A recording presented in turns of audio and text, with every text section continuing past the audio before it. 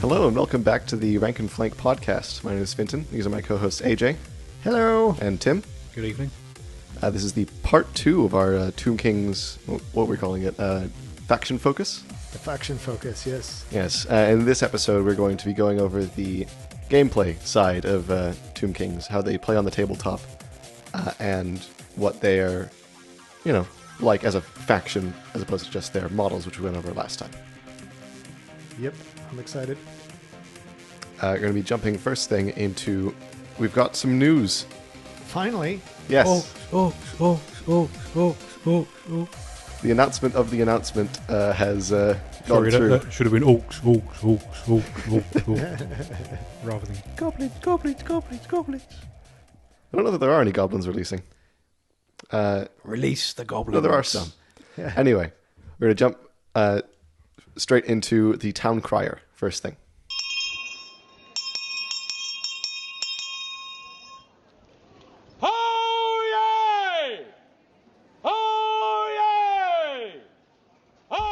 Okay, so for the town crier, this time we have some news for Orcs and Goblins tribes. Wah! Why, indeed. We've got a whole bunch of new releases, which are looking very exciting. Well, You know, when was it? You used to work as a red shirt, Tim, right?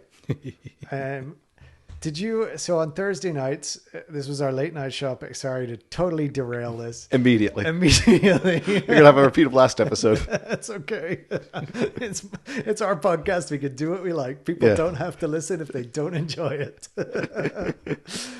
So everybody would come in on Thursday nights and bring their toys.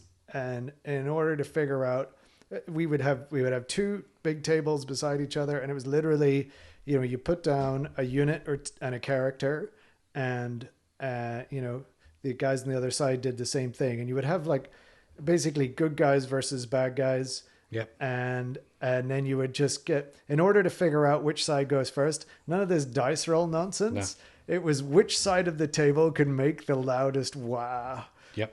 Okay, I'm glad that wasn't just us. That was company policy, wasn't it, I think? Up until I think a certain point when possibly complaints happened. Noise complaints? The police were called one too many times. I don't think it was a noise complaint. I think we probably might have had the police or... That's hilarious.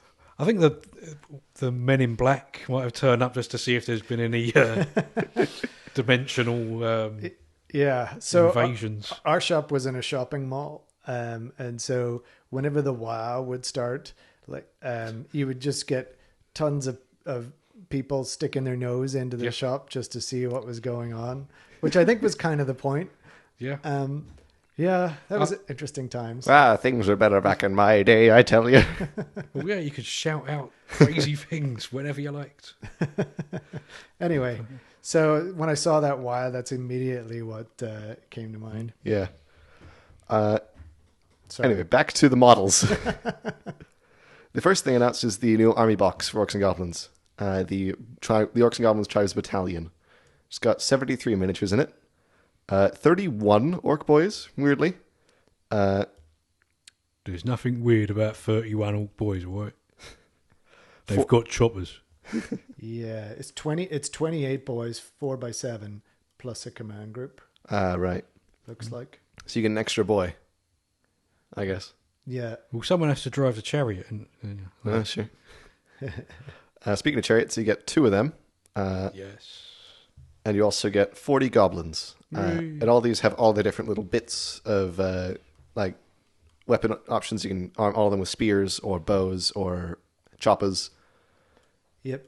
Any of that fun stuff. They're the boring goblins. In other words, they're the ones that don't wear the cool pointy hats. And don't ride spiders.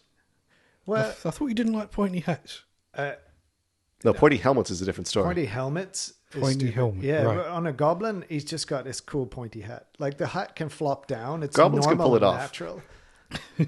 And they're just wearing them to piss off the elves, I think. It's like clearly... It's like Considering they're making fun of the elves by wearing those silly hats, aren't they? And night goblins have a fear of elves, so it's clearly to get it back at them. That's right. That's what it is. I think this is a new model, this Black Orc Big Boss, which is the next guy. He's in Forge World resin. He's on foot with a big old axe. Yeah. Very nice paint job there. I love his big tongue. Yeah, he definitely looks the part. He's a pretty neat model. We've got a returning classic, I believe. This is Orc Warboss on Wyvern, also in Forge World resin. Yeah. It's been ridiculous how expensive those have become on eBay. Mm-hmm. And because monsters are so good in the game, everybody's wanted a Warboss on a Wyvern. And, well, I think this will sell like hotcakes. Yeah. Then, speaking of hotcakes, we've got a Troll Hag next. I'm not going to explain that joke. Boobs. She is, she's a really interesting model. I love the character on her, and the detail, and more importantly, she's got her own entry in the Arcane Journal. Yes, her whole army in the Arcane Journal, I think. Yeah, so we'll get to that in a second when we get through all of the... This model's, like, no Troll Hag has ever been a model in the past, has there? No, I don't think... I think this is the first time it's... Oh, no, there was a... Tim? I think there was one... Not this model, but I think there was one a long time ago. Well, that's how you get new trolls. Oh, right. So... They're not like the orcs that spring from the fungus. Don't really want to get into the ins and outs of it, but... Yeah. Let's draw the line. Moving on. Orc and Night Goblin command sets. Just before, I think that this model is based on the depiction in Total War. There's a lot of... Like, there's a Troll Hag that you get in the same DLC that adds Grom the Paunch. Right. And it's a very similar looking model. Looks straight out of Total War. I mean, she looks very much River Troll. Right. Mm-hmm. She's got the scales... Got the webbed ears. Her big old sack on her back that she whacks people with. Oh, it's a fishing net, right? Right, yeah. It's a fishing net. It's even got weights and stuff on it. It's a very interesting model. It's a great model. We've got some Orc and Night Goblin command sets, which are very big battle standard bearers, proper sized battle standards, rather than little tiny unit ones. And there's a dwarf who has been captured. And forms a centre piece on the cross guard of the standard itself. I thought that was a dwarf's skin at first. Yeah, it looks like he Doesn't currently is dead, but I don't think he's enjoying his death. He looked quite horrified. Slayer, yeah. Yeah. And they've shaved him and pinned his beard to his belly. Yeah. It's a great looking banner. Yeah. I'm more of a fan of the goblins than the orcs, but that is an excellent looking banner. Speaking of goblins. Yeah. Got some really nice looking goblins on. You got a Night Goblin Warboss and a giant cave squig. A Night Goblin Big Boss with a battle standard, and a Night Goblin Shaman. Who looks like he is high as a kite. Yeah. He's raised up on smoke and he's breathing smoke. And what is it in his hands? Mushrooms. Is it mushrooms? I thought so. Yep. He's either having a very good time or a very bad one, as it says in the article. Look at you reading the text. We've got some classic orcs in plastic. The orc bosses and the orc boys mob. I don't know exactly which orc boys mob this is, but looks very... I think it's the same boys that come in the battalion bucks. That would make sense. It's a good kit. And the bosses look nice. We got some other classic orcs in metal, including some orc biggins, which is a model I didn't know existed. Oh yeah. They were among the first models to be released in the 90s, when they did the first refresh one of the refreshes of the Orc and Goblin range. We had to wait what seemed like forever before Black Orcs got released, so we were stuck with biggins for ages. Yeah, and so sorry, I'm going to go on a tangent again. Yay! I'm just kind of going back to the Middle Earth roots of Warhammer, right? The Black Orcs are the kind of, they were trying to model the Uruk-hai, right? The biggest and baddest of the orcs, and obviously the goblins were the smallest and the weakest of the orcs. But then they have the orcs who are like middle-sized and the biggins. Are there I don't know, this may be beyond the ken of this particular group of experts, but maybe other folks might know. But are there equivalents to the orcs and to the biggins in the Middle Earth realm? I think there's slightly larger orcs, yeah. I don't think so, but there's probably a good 70 million people who are probably swearing right now Yes. after hearing us talk. But All the people who've read the Silmarillion. yeah, I'm not one of them. But I believe that orc, I might have got this the wrong way around. I think goblin is the human word. Orc might be the hobbit word for the same creature. Yes, they do talk about. Well, I think It's interchangeable. Yeah. Uruk-hai was, as you said, that is a particular type of orc that was bred to be larger and stronger. Yep. Um, Well, I tell you what. Between now and when they release the orc stuff and we're doing our orc faction focus, I will find out. I'll ask Saruman. Next time you see him, Yeah, he goes by Sharky these days. So yeah. I think he was in the pub having a pint of mild. So all right. Sorry, we can come back from this tangent. Off you go. There's also the orc shaman with bone staff. There's the other returning one in metal. yeah, Very nice looking model. Really like his staff. It's very bony. I just like he just looks like he's grumpy as all get out. Like, A lot of them look very grumpy, yeah. well, I think a lot of them look quite angry, but he just looks grumpy. He's like, I don't know why I'm here. I'm gonna kill someone because I haven't had my coffee. it's because of the way the war magic works. Oh yeah. Yeah, you see, orcs actually generate their own magical power Yep. from being orky, which actually gives them headache. The shamans, Ah. and they need their copper staff to actually earth that excess orky power. So he's just got too much of it built up in his dome right now. Yeah. Okay. And it's normally the war boss has to send someone to give him a kick in to get him out of bed and saying, look, we're going to have a battle. He's like, oh no. I believe this model is also used to represent one of the new special characters. It's coming out in the Arcane Journal. Oh. Who is an orc shaman who thinks he's a troll, and the trolls think he's a troll. He's a very small troll, so he's going to be taken in the. We'll get to that in a moment. All right. In a moment. We also have some more classic goblins, including wolf chariots. We've got some wolf riders. Lots of fun little models here. All sorts of different things. Looks like the chariot wheel has come back, which is nice.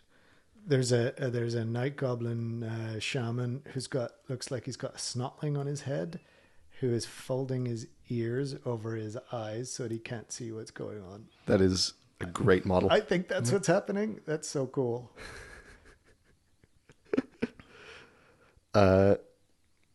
We've also got 3 goblin bosses, 2 goblin shamans. Oh, hang on. Are those nasty skulkers at the end there? I was about to say that, yes. 3 nasty skulkers.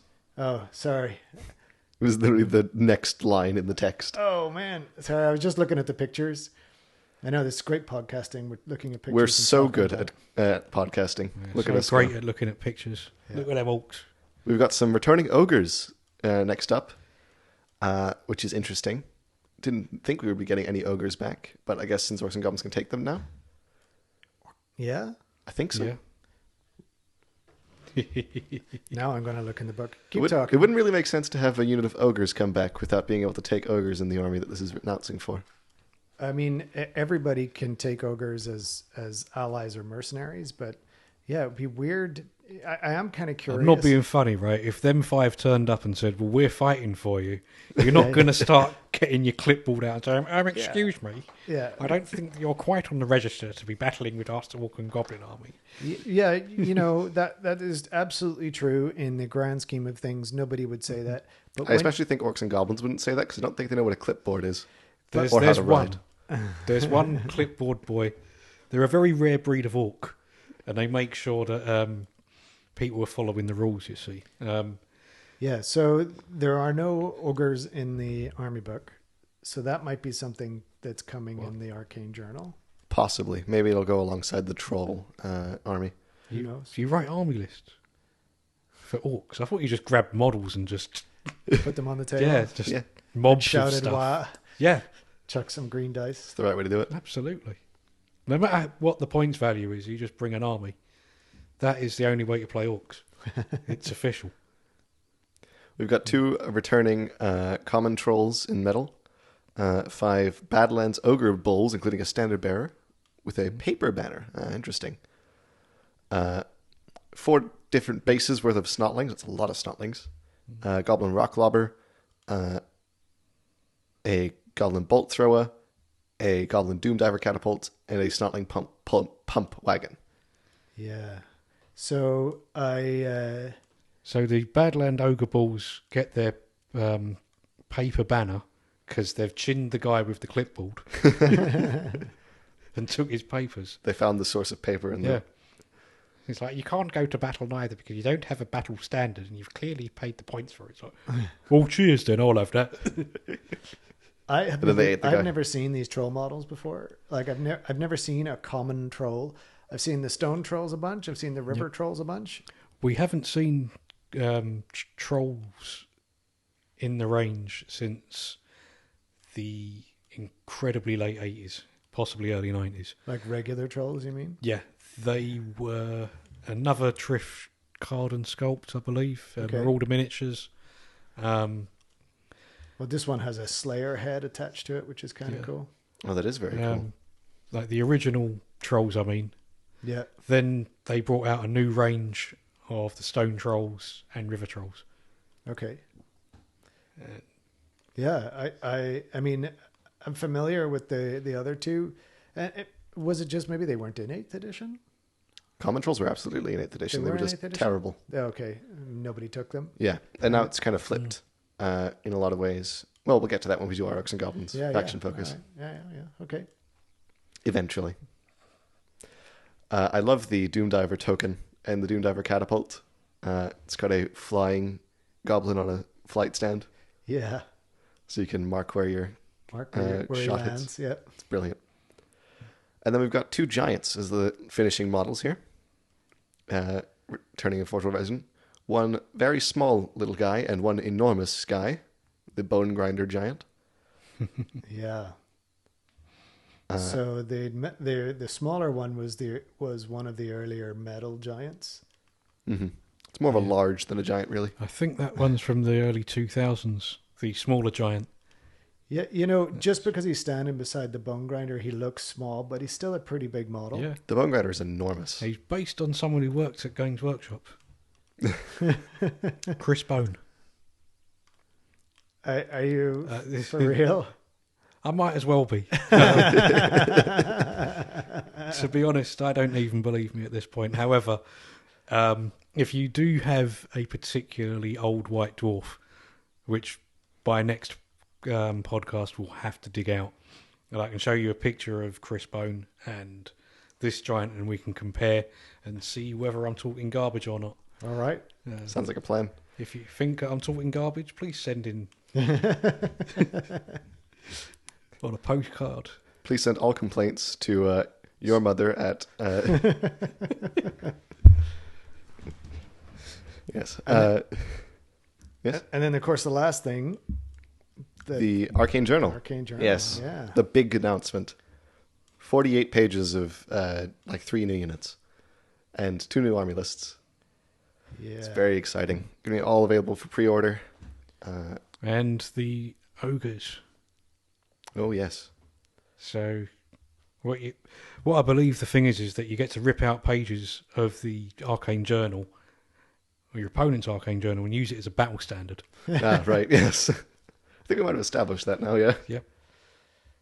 Every time that they take a banner, they rip another page out of their book. Absolutely. But you get like +3 on your combat resolution. What you should do is you should have 4 extra little paper banners, and every time that they kill a standard bearer in combat, you should hook another standard on top of it Add another one on. to count how many banners they've taken. Nice. Do that for all your banners in every army. All the time. Yeah. Everyone should just do that, and then everyone should use paper banners that can be removed, and then when you take the banner, you stick the banner on top of the other unit's banner. Genius idea. Yep, very practical. Nothing could possibly go wrong. Nothing. On the topic of the Arcane Journal, they did a bit of an article just today, actually, about what's coming in, like an interview with some of the designers. So we can talk a bit about that. The two different types of army, sadly, much to some of our players' disappointment, there is no Savage Orc themed one, but there is the Nomadic Wah, which is an all-mounted tribe of orcs and goblins, and then the other one is the Troll Horde, which is it is possible, as they say, to run a full troll-only army, but it won't be very good. I love stupidity.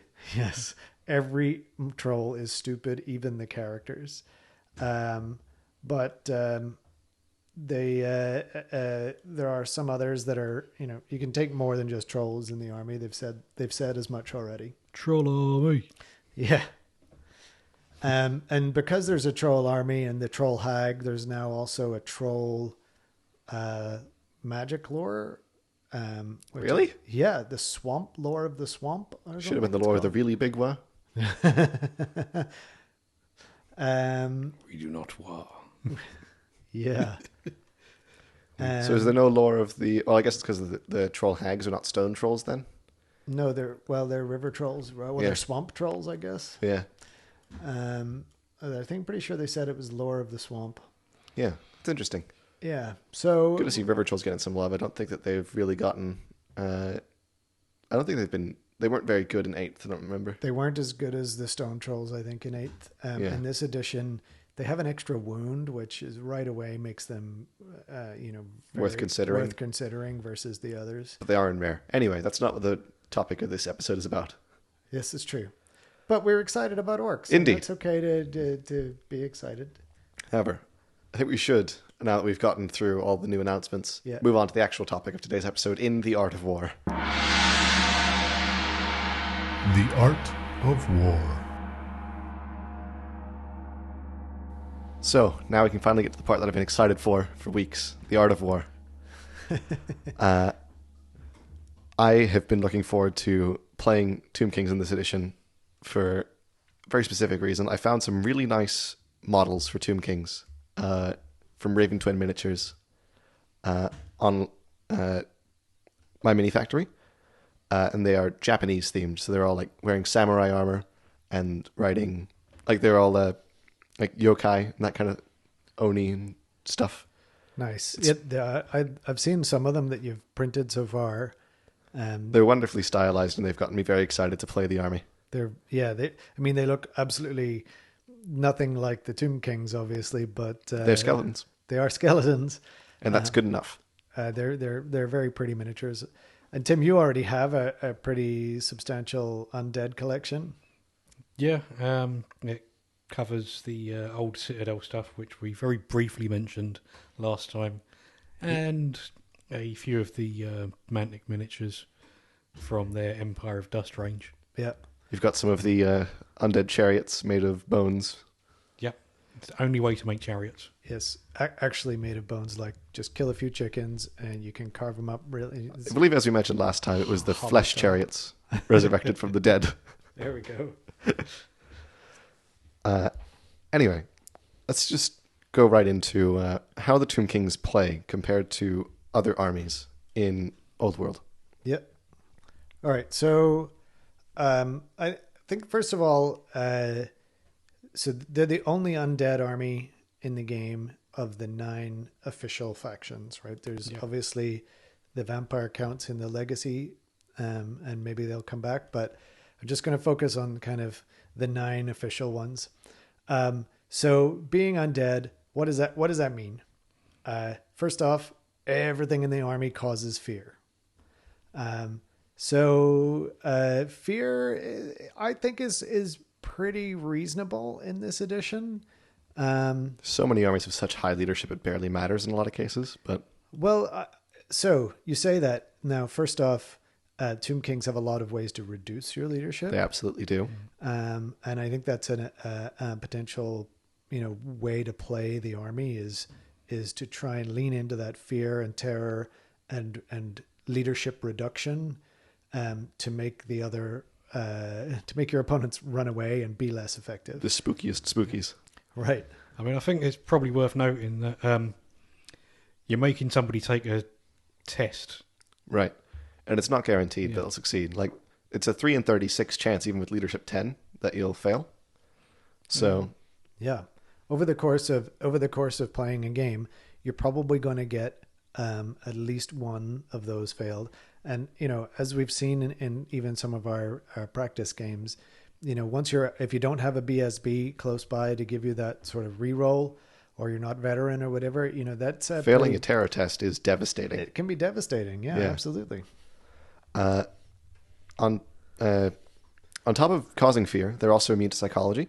Yep. So they never run away. Yep, they don't have the problem that they cause. They're also unbreakable, so they never run away. Right. But instead of running away, they just crumble with the unstable special roll. Right. Right. So unbreakable has a particular meaning now, right? It used to just mean that you didn't take break tests, and you, I think that you literally, and you were immune to psychology. That was the old sort of meaning of it. And I think now what it means is you always just give full whack, give ground in good order. Is it fault? No, I think you No, just it's definitely give ground. Yeah. Yep. So Consulting the Book of Armaments. Yeah, consult the Book of Armaments. So what that means is you of any army, once you have claimed space on the battlefield, that space is yours. You're not giving ground. Okay. It's 2 inches. It's only 2 inches, right? So over the course of 3 or 4 rounds of combat, maybe that would push you back if you lost every turn, 6, 8 inches, versus any other army who, could lose a combat and move back that far in 1 turn, right? Right. And the Tomb Kings also have an upgrade they can give to some of their core units, which is Nehekar and Phalanx, which means that when they would normally give ground, they instead just stay still. Right. So you can get the old-fashioned unbreakable.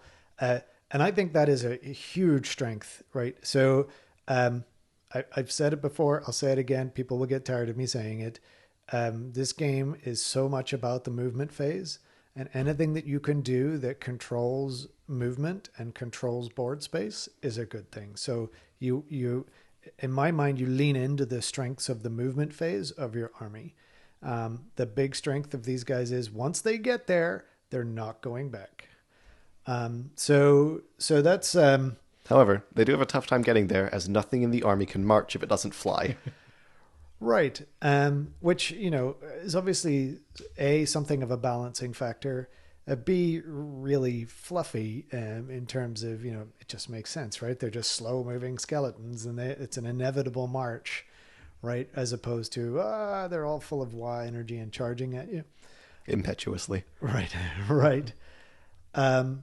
So I think they do have ways around the marching, though. Right. So they right. Why don't you talk about those? So a lot of units in Tomb Kings can either have or can get the reserve move special rule, which means at the end of the shooting phase, they can make an additional move in which they cannot march, but they can move up to their full movement value as normal. Which is basically a kind of a better march. Yeah. Right? Reserve move is move, shoot, move. Right. As opposed to march, which is move, move, and do nothing else. Yes. However, you'd have to pay extra points for reserve move on a lot of units, with the exception of the skeleton horse archers, I believe, who are an excellent unit, and I'm definitely going to be running quite a few of them, as they are amazing at being harassing cavalry. Due to another special rules that Tomb Kings have, which is Arrows of Asaph, which means that they never have any modifiers to their to-hit rolls for their ranged attacks. Right. Which is just great. Yes. It'd be better if they didn't have Ballistic Skill 2. Sure, but I mean, and some of them have ballistic skill 3, a very few of them. But, hitting on a 5, at least you know exactly how, what the odds are without having to worry about cover or whether you've moved or, It speeds up the game a bit as well. yeah, or what range you're at. Yeah, it's a good to be a ballistic skill 2 regardless, Yeah. rather than, well, if you... Yeah, if they happen to be behind, and they're behind a cover, right? Well, very quickly, even if your ballistics go 4, like as a wood elf player, It's going to go down to 5s a lot of the time. Yeah, very quickly, and 6s sometimes, right? So yeah, I think that's great. I think so. Sorry to go back to kind of the how did we get started? We got started on fear and unstable. So once you've kind of claimed that space, it's kind of your space. And the way that I think about how the army should play, and there's a lot of different variations on this, but you have some kind of your central skeleton blocks that are literally your battle line.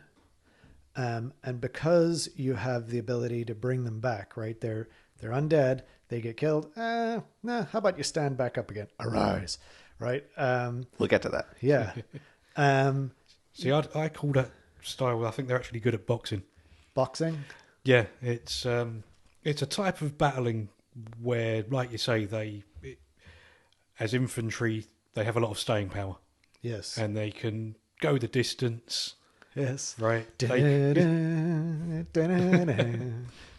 Orcs can do a similar thing. They can take a charge on the chin and remain in combat for a while. Helps because orcs have such large chins. Absolutely. Chaos warriors. Their chins are all hidden behind helmets, so it helps. Absolutely. Yeah, they just do it in a different fashion. They do it in the undead fashion, which is to say they collapse and get back up again. Chumbawamba style. But I mean, occasionally some of them might actually drag the opponents down with them. It's true. It's true. One or two, yeah. But I mean, we were talking about hammers and anvils Yep. a while ago. So, would you say that skeletons would be a good anvil or skeleton phalanxes? I think they're probably a classic anvil. In that you're gonna anything that runs into them, because they're unbreakable, they're literally gonna go nowhere. And especially if you take that phalanx special rule on them, 1 extra point per model, and they don't move. oh, it's actually 10 points for the whole unit. Oh, right, yeah. For skeletons, it's 1 for Tomb Guard. Right. But on Skeleton Warriors is very cheap, right? It actually encourages you kind of Take to a big that, unit of 40. right? That big unit, which again, very thematic, and an excellent sort of bunker unit for your Hierophant, right? Which you need to take. So that's another kind of unique thing about this army. Again, unique to undead, in that you have to have the spellcaster, and the spellcaster, is the one who has done all the raising. Yeah. He's keeping them here from the realm of souls and all that. Exactly. And once that spellcaster dies, the army starts to crumble a bit faster. You take leadership tests each turn, and then the amount you fail that by is how many models die. Yep. So you really want to protect that character. And so again, that sort of big block of troops is a great way to do that. I think you can also put them on a bone dragon, I think, which has its own advantages and disadvantages. Notably, it has a much better armor save than anything else you can put them on. Tomb Kings do not have access to any full plate armor. The best they can get is heavy armor and shield for foot models. And you can't even do that for your Lich Priest. Yeah. Because he's a wizard. There's a magic item you can give them, but yeah. Yes. Well, there is a magic item, and we'll come to that in a little bit later. No unit that isn't a character has better than a 5-up armor save, except for some monsters. Right. And the reason for that is they all have it, almost all of them, I think, have at least a 6-up regen. Yep. And a bunch of them have a 5-up regen. And it's only flammable on like 2 models. Right. And a lot of the the models that have regen, there's a buffing spell that can, or it might be I think it's a spell. I think it's a spell that can increase it by 1. So, you know, a 4-up regen save or on these bigger models, or even a 5-up on, you know, like your skeletons, it's going to make a big difference. So staying power is absolutely a big feature of the army. So the other big feature, one of the big features, I think, is also they've got a lot of characters. In order to have any Tomb King's army, you need to have at least one monarch and one lich priest in the grand army composition. Oh, right. You must. It's 1+. One to rule. Yes. And one to be the Hierophant. That's right. So I mean, not that any other army ever would roll without, you know, a leader in those respects, but they also benefit more from having more characters as well. I agree. Yeah. Lich priests using Arise once per turn can bring back their level of wizardry plus D3 infantry models per turn. Yep. Assuming they succeed the leadership tests. Yep. Which is very strong. Like even having a level 1 wizard in 3 different units would mean that you're getting back minimum 6 models per turn. Yeah, and frankly, I actually think it lends itself to potentially taking level 2s. I haven't done the math on the points, but you know, level 1 is like 55 points, I think, and then it's like 80 or 85 for a level 2. 85. 85. So your level 2 is over the course of 6 turns, bringing back 6 extra models, which is their points value brought back, right? Yeah. Plus you get to cast an extra spell each turn. You get to cast an extra spell, and it's more likely to go off because you're 1 level higher. So yeah, that is literally so far in my... We've got so much information, I'm still overloaded by it all, but so far, this is the first thing that I've seen that says, this might be worthwhile actually taking a level 2. Which is very rare. It is rare. It is rare. And it'll depend again on how many points you have and blah, blah, blah, blah, blah. But I think having multiple lich priests, that's the collective term, right? Yes, lich priests. It's mortuary priests and high priests are the 2 subcategories. Right. Having multiple lich priests, I think, makes a lot of sense. And even more so when you get into some of the... Actually, this might be a good stage. Should we talk about the armies of infamy? I think we can say that for just a little bit. Okay, sure. I want to finish my point on characters. Yeah, go for it. There's also the excellent character in the Necrotect. Yeah. Who gives, at start of each turn, the unit they've joined, on the past leadership test, they give the unit a +1 extra attack and hatred all enemies for the entire unit for a 55-point model. This stacks. You can give a unit of skeleton warriors, like say 40 skeleton warriors, 20 wide if you want to do crazy stuff. Yeah. Stick in 3 necrotects, and now you've got a bazillion attacks. Assuming your opponent is also running 40 wide. Yeah. Or 20 wide or whatever. Yeah. I think the extra attacks, I think it's very neat for 55 points. Yeah. It's a great sort of Stick him in your Tomb Guard. buffing unit. Yeah. Stick him in anything big. He's a very powerful character. In the last character type here, we've got the Royal Herald, who has the Battle Standard Bearer. Is the Battle Standard Bearer of the Tomb Kings. Yeah, and Tomb Kings actually have the best Battle Standard Bearers. Yep. Right? You get to reroll all failed leadership tests, because they don't normally make break tests, and normal Battle Standard Bearers only affect break tests. They affect break and rally and panic, yeah. But pretty much just break tests. Whereas this is all leadership tests, which is very significant because of a lot of the special rules for the other characters involve them making a leadership test. So now your Herald is your BSB is allowing them to effectively re-roll and make them much more reliable in being able to achieve their magical effects. Yep. My will be done on the Monarchs, Arise on the Lich Priests, and what's the one called in the Necrotects? Eternal Taskmaster on the Necrotects are all leadership tests. Yep. And those can all be rerolled just by being within 12 inches of the Royal Herald. Yeah.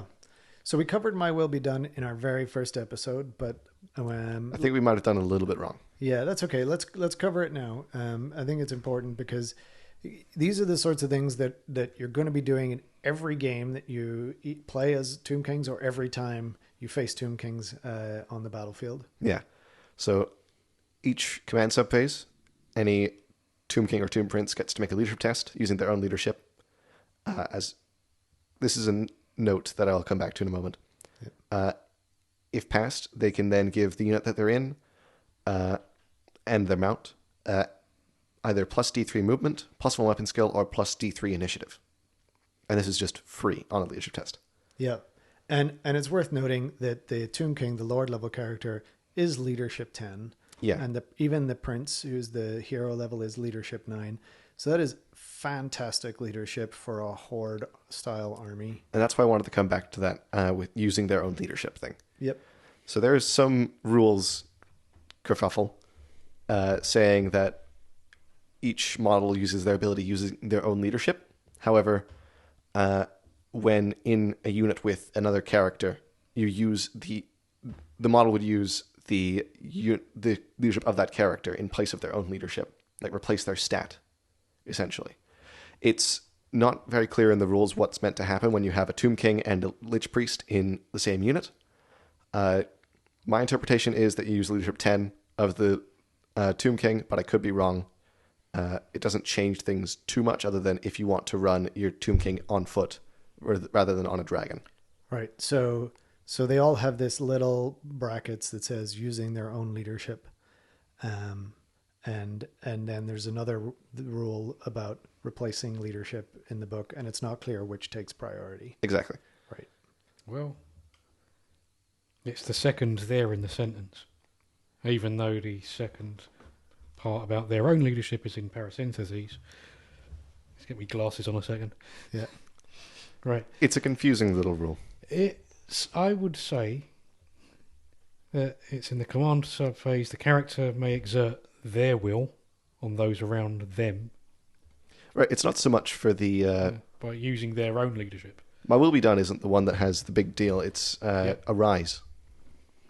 Arise. Yeah. So let's talk about Arise.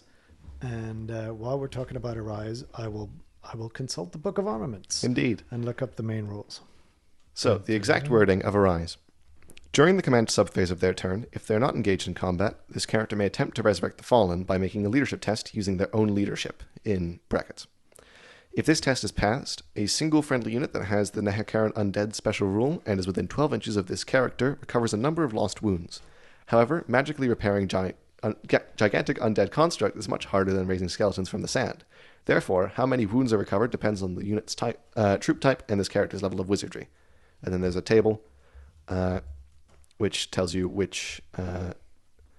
how many wounds each thing recovers. This is on page 128. In that case, it would be on the caster's leadership. Right. That would make sense. But under characters in the main rulebook, it says that when making a leadership test, you replace the model's leadership with the highest leadership of the model in the unit. The unit, yeah. So what you're saying is effectively you have the Lich Priest, the Tomb King, leading a unit of his Tomb Guard. Right. So would that make the whole unit, including the Lich Priest, leadership 10, or the Lich Priest just be leadership 8 and everyone else be leadership 10? In most cases, no. Yeah. So because this is just my ruling. The unit doesn't take that many leadership checks. The leadership check for Arise is a spell almost. Although it's an ability, it's not a spell in the Warhammer traditional and you can't sense. Counter it. But this isn't the Lich Priest saying, "Get the fuck out of bed, man. What's up with you? There's a battle to be fought." He's commanding them using some kind of force. So that would be the leadership on the model itself, where it says their own. Yes, but would not the inspiring presence of having his king next to him, fighting alongside him, then make him put more effort into his work of resurrecting models is the thing. Nope. Let's king- read the inspiring presence rule real quick. Yep. So it is under the general, and this is the only rule that actually applies here, is the inspiring presence rule. Unless your general is fleeing, all friendly units within their command range can use their leadership characteristic instead of their own. So anyone within 12 inches of the general, Yeah. or 18 inches if they're on the march too. Yes. Now, it also says that that you use any specific army rules to override rules that are in the rule book. So I suspect that what this is saying when it's saying use their own leadership, you could look at it and say, oh, it's use the priest's leadership, not the skeleton's leadership that they're trying to raise. Yep. That's what I assumed it meant, which would make sense. Which would make sense. And if you're doing that, then it's like, okay, well, I'm going to use the priest leadership. What's the priest leadership? Is he within 12 inches of the general? Yes, then it's leadership 10. If he's not, it's leadership 8, right? Yeah. And to me, I think that's fine. However, I think, It might get FAQ'd. it might get FAQ'd. It certainly, If we ever get another FAQ. I think that we definitely will. Well, we're forgetting a very important point here. They'll announce the next Right. FAQ in a year. That you got the monarch, right? And whether he's next to the guy or not, it's the other guy's job to do it, and he's using his own force of will. And if he fails, right, who else is going to turn around and say, "You fool! I am surrounded by weaklings." Right? It's his undead shouting. It's inspiring him, yeah. Yeah. Now, this is why, if we're going to do the power unit, you've got to have the Royal Herald with the banner to get you the reroll. Or, and I haven't memorized all of the arcane items yet, if there's a way that you can increase that Lich Priest's leadership in some manner. I don't think there is. Nope. There's nothing that gives a leadership bonus Yeah. other than other characters. But There are leadership penalties, but nothing else. I would think it's... I'd agree that you'd probably have to FAQ it, but it seems to be a waste of ink to say using your own leadership if you're not going to use your own leadership. Yeah, I tend to agree. So I think you're then that to me makes the Lich Priest really need to be inside BSB range Absolutely. because However, if we're arguing that the BSB is going to inspire him to then re-roll his Arise test, would not the General's Inspiring Presence also affect that? Like, yeah, I mean the big stick versus the guy shouting at you. rules as written versus rules as intended. It definitely needs to be FAQ'd. Absolutely. If we're going to get into competitive situations, I think in a game where you're playing with your opponent, you've got to just a friendly game. You got to agree up front. What about the Tomb King and the Tomb Prince? There could be a situation where You have both in the unit, yes. or one nearby, and he could be passing on, saying, "Okay, get those chariots in place." And But- then the Tomb Prince is like, "Yes, my lord," and then he does it, and then it's like, on the other side, there's another Tomb Prince, who's not doing quite as well, and he has to say, "You bungling booby!" Because there's no point in being a skeletal. If you don't make your Warlord. Skeletor references every Yeah. opportunity. I mean, also, when you cock up, you've got to say something like that. Otherwise, Every time I run my Tomb Kings in the shop from now on, I'm going to just shout, "You bungling booby." yeah.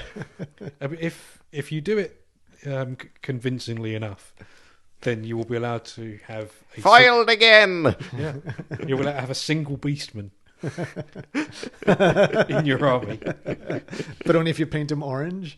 Yeah. Wasn't he orange? But Anyway. as soon as you fail a leadership check, somebody chins him. All right. I think we need to stop with the He-Man references. So we definitely need an FAQ on this. Absolutely. Because the enthusiastic Tomb King players obviously would like to have more leadership, and the less enthusiastic Tomb King victims would like them to have less leadership. Either way, characters are very important to Tomb Kings. Yeah, for sure, absolutely, for sure. And I think that's that. Whoa, to kind of come full circle to what we were talking about at the very start. Where you place your characters and how close they are to each other over the course of the battle is actually going to be part of the finesse of the army. Yes, characters are a huge deal in Tomb Kings, more so than I think in any other army, at least of the core 9. Yep. Okay, so we've talked a little bit about sort of general play style, and you brought up about how we have anvils in these the sort of the skeleton units. Do you want to talk about hammers? Let's talk about hammers. I think the classic hammer for the Tomb Kings are the chariots, and the reason that they are is simply because of impact hits, right? If you have taken that charge on the chin with your skeleton warriors, you've lost 6 or 8 of them on that charge, and you haven't been able to fight back because they're so dang slow, and your opponent's like, ha ha, and then you're like, I'm unbreakable, I'm only going to move back 2 inches, and when I move back 2 inches, here are my chariots to hit you in the flank. Doing D3 impact hits each. D3 each. Strength 4. Those are the regular skeleton chariots. Yes. There are some other chariots in the game. There's the Tomb Guard chariots. Yes, from the Arcane Journal. From the Arcane Journal. But those are just as... They are still light chariots, yeah. Yeah. Yep. And then isn't there another chariot that you can mount the character on? Nope. Just Cetra the Imperishable. That character. Well, of course, why would you take Tomb Kings if you're not going to run Cetra? And his Chariot of the Gods. Chariot of the Gods, which does D3 plus 2. It does a ridiculous number of impact hits, and they're all magical and flaming. Yes. So you do have impact hits. They're only strength 4. And then you have attacks from the skeletons and attacks from the horses. All strength 3. All at strength 3, right? So they're not anywhere near as hammery as you might like them. I think don't the skeletons have cavalry spears, so they'll be strength 4? Yes, they do. Yeah. And they also have warbows. Right, so they can be moving around and shooting too. Now, in terms of effectiveness as a hammer, I'd rather have knights. There are knights in the army. Yes, there are. Not traditional knights. They're right. So let's talk about them. Necropolis knights. Necropolis riding knights. atop their necro serpents. Right. So these are monstrous cavalry. Yes. Right. They're still cavalry. And if we kind of go back to our article, that when we were talking about hammers, monstrous cav, very often very good hammers. In this case, I think they're not bad. They're decent. The serpent is more powerful than the rider. Absolutely. For sure. Just like in most monstrous cavalry. Most monstrous cavalry, it's not about the dude on top. Although the dude on top isn't so bad himself. He's not too bad because they do have 2 attacks base with cleaving blow. Yeah. And poison. Oh no, the poisoned attacks are on the serpent. Yeah. Yes. They could take a great weapon. In the Arcane Journal, you can take units of just necro serpents on their own. Right. As monstrous Beasts or something. I don't know. Maybe that they're... I think they are just counted as monstrous cavalry. Right. Either way, I think the Necropolis Knights are pretty good. They have 1 impact hit each. They have the Indomitable special rule, which we forgot to go over. Yeah, so the impact hit will be at strength 5. Yes. Because that's the strength of the serpent. Yeah, go over the Indomitable rule now. So Indomitable is a thing that is in Tomb Kings to make it so that way when you lose a combat with a more powerful unit, it is not as punishing. Normally with Unstable, whenever you lose a combat, you lose a number of wounds in the unit equal to the amount you lost the combat by. So if you lose by 6, you lose 6 skeletons. Indomitable reduces the amount of wounds you take from losing the combat by the amount in parentheses. I don't believe it stacks, So you just use the highest. That's correct. It's just the highest. Yeah. Tomb Kings have Indomitable 2. So any unit they join reduces the amount of wounds they lose from unstable by 2 whenever they lose. Necropolis Knights have Indomitable 1. So they can tie a combat and lose because they don't have a musician and be fine. Right. Which means it's not often worth taking a musician on these guys. Right. Probably worth taking the standard bearer and the champion, though. Yes, probably. The champion is the only one that can take the great weapon. He can also have a magic item. I think they're reasonable as hammers. You get 5 strength 5 attacks on the charge per model for 54 points is not bad. Yes. Yeah. And if you're taking 3, they're on 50 wide bases, 50 by 100. So like 150 wide is pretty reasonable. So that's then 15 strength 5 attacks plus 3 strength 5 impact hits. That's not bad. It also, 2 of the attacks that come from them have the Cleaving Blow special rule, another special rule unique to Tomb Kings. Right. This is kind of like a toned down version of Killing Blow. It only works on small things, so no monsters. But whenever you roll a 6 to wound on any of your attacks, made by Tomb Guard or any other unit that has Cleaving Blow, it ignores all armor saves and regeneration saves. Right. So it's like Killing Blow for models with 1 wound. Yes, it's infinite armor bane. Yes, infinite armor bane. That's a good way to look at it. But it also goes past regen saves. It does, yes. That's pretty neat too. I think the Swordmasters might get a version of that. I think they might have the exact same rule. Yeah. I think they do, yeah. The Hargoneth Executioners and the Dark Elves, from playing Dark Elves multiple times in the shop. Now, I am also going to point out that your Necropolis Knights are the non-character model who have a 4-up armor save because they have Armored Hide 1 to go with their light armor and shields, giving them a 4-up. Yes, they are heavily armored for Tomb Kings. Yeah. And you know what? 4-up is not a bad armor save in this edition. They're still slow, though. Only move 7, no reserve move. They have Swift Stride, but yep, no marching, no reserve move. Right. And so you can obviously increase their movement with My Will Be Done. And then there's the spell. There's spells to help move them around. The incantation of I think Kassar's Incantation of the Desert Winds, I think it's called. Such a great name. All of them have great names. All 3 of this. Yeah, and you got Jaff's Incantation of the Cursed Blades and all that. Yep. Let me look up Kassar's here. Yeah, Kassar's Incantation of the Desert Wind. If the spell is cast with a casting result of 6 or more, a single friendly unit that has the Nehakaran Undead special rule and is within the caster's command range gains the reserve move special rule. If you cast it with a 10 or more, then every unit gains that within its command range. It's very strong. That is very strong. Reserve move on your whole army. As we talked about earlier, reserve move is just better marching. Yes. And if you're going to be taking 3 level 2 wizards, you might as well just throw this on there and get it off on a 4+ each time and stick their unit with reserve move. Yeah, quite possibly. You've got a lot of options by taking a number of smaller level casters. I still think you kind of have to take a level 4. For your Hierophant. For your Hierophant, just the disadvantage of not having a level 4 when you're facing a level 4 is almost insurmountable. Having run a level 4 wizard with Chaos Warriors in the last every game I've played, it is ridiculously good against anyone who's level 2 or below. Like, they just can't cast a spell. Yeah. So yeah, we were talking about hammers. So we've talked about sort of the chariots. We've talked a bit about the heavy cavalry, and then the other hammers that the army has are monsters. Yes. They also have the Scout and Horsemen, but they're not terribly hammery. I don't really think of them as hammery. I mean, I don't think they're great.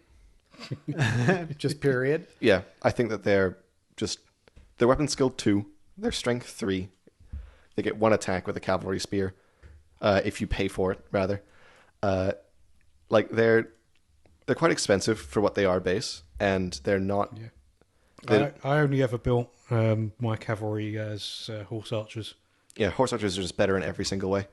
Yeah. If I could, if I had to choose between running horsemen or horse archers, I would choose horse archers no matter the situation every single time.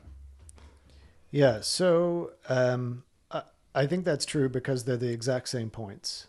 Yes.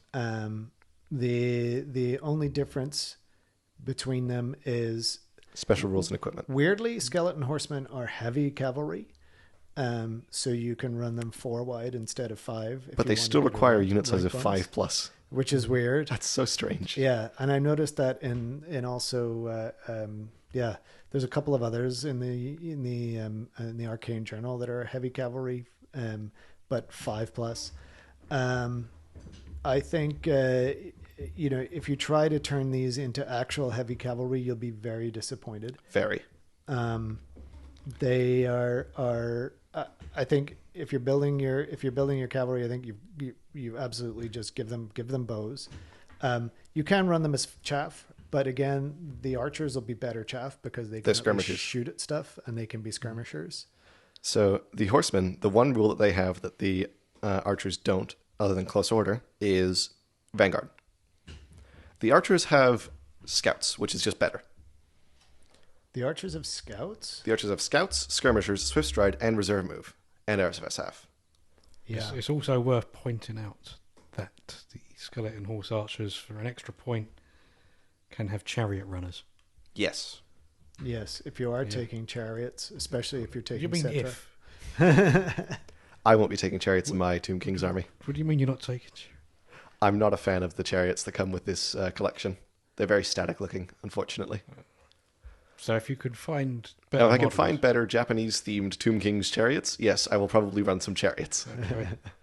Because the only reason to play this army is because you have chariots. I think it's got undead with bows, personally. Okay, there is that. It's funny because Joking to me, I think it's the monsters are the fun thing, so we can get into that. I think, joking aside, I think we mentioned last time on Rank and Flank how the army actually split, and what I'd call, say, a lot of the power units were put into the vampire counts, and some of the lot more tactical options ended up in the Tomb Kings. So if you had an army of undead, your chariots formed the core of a new army. I think a lot of other things you could easily put into both, but Chariots were Tomb Kings only. chariots, so still, unless you put a cover and Painted it black. yeah, just a covered wagon or something, Yeah. or maybe a couple of Empire Outriders to hold it up. It's like, of course, it's a carriage. They're being robbed. But, Yes, chariot runners on the skeleton horse archers. Very good rule. yeah, Means that you can have your chariots going alongside your horse archers in your little flanking divisions of shooty guys, shooting in every direction, being able to charge through each other, Yep.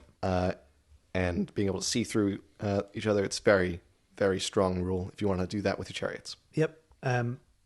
Potentially even more so because skeleton chariots are 1+. Yes. And they're only 43 points, which makes them an excellent chaff unit.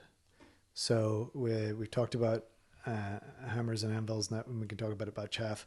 I know we haven't gone into the monsters. We'll get there in a second, but The big exciting part of the army, yes. yeah, That you're very anxious to get to. well, I mean, I think the monstrous parts of this army are They're super cool. very cool and very tactically interesting.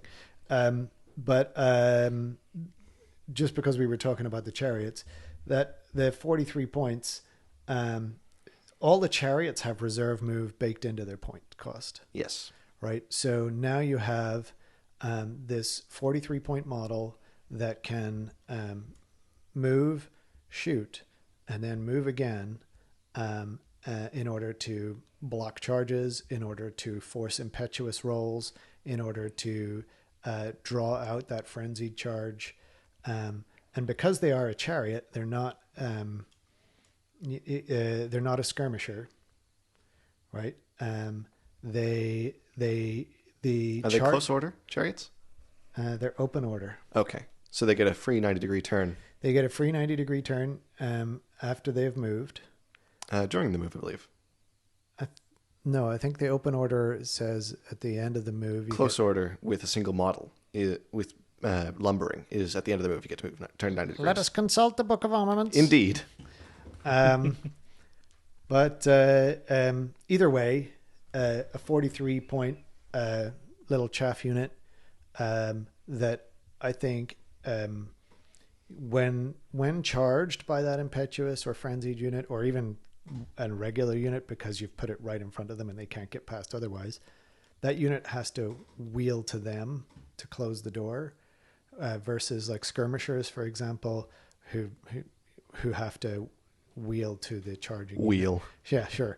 Rearrange to the charging unit. Scooch. Scooch. Yeah, they don't quite do the same thing. That chariot is going to be able to mess with your opponent's battle line. So much. Yeah.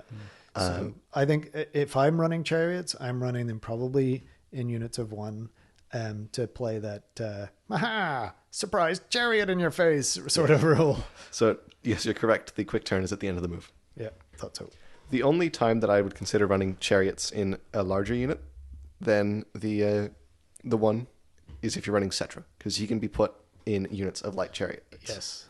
Yes. So you can have your big chariot block with the 400-point model in the middle, and you just charge right in the enemy, die. That was so epic.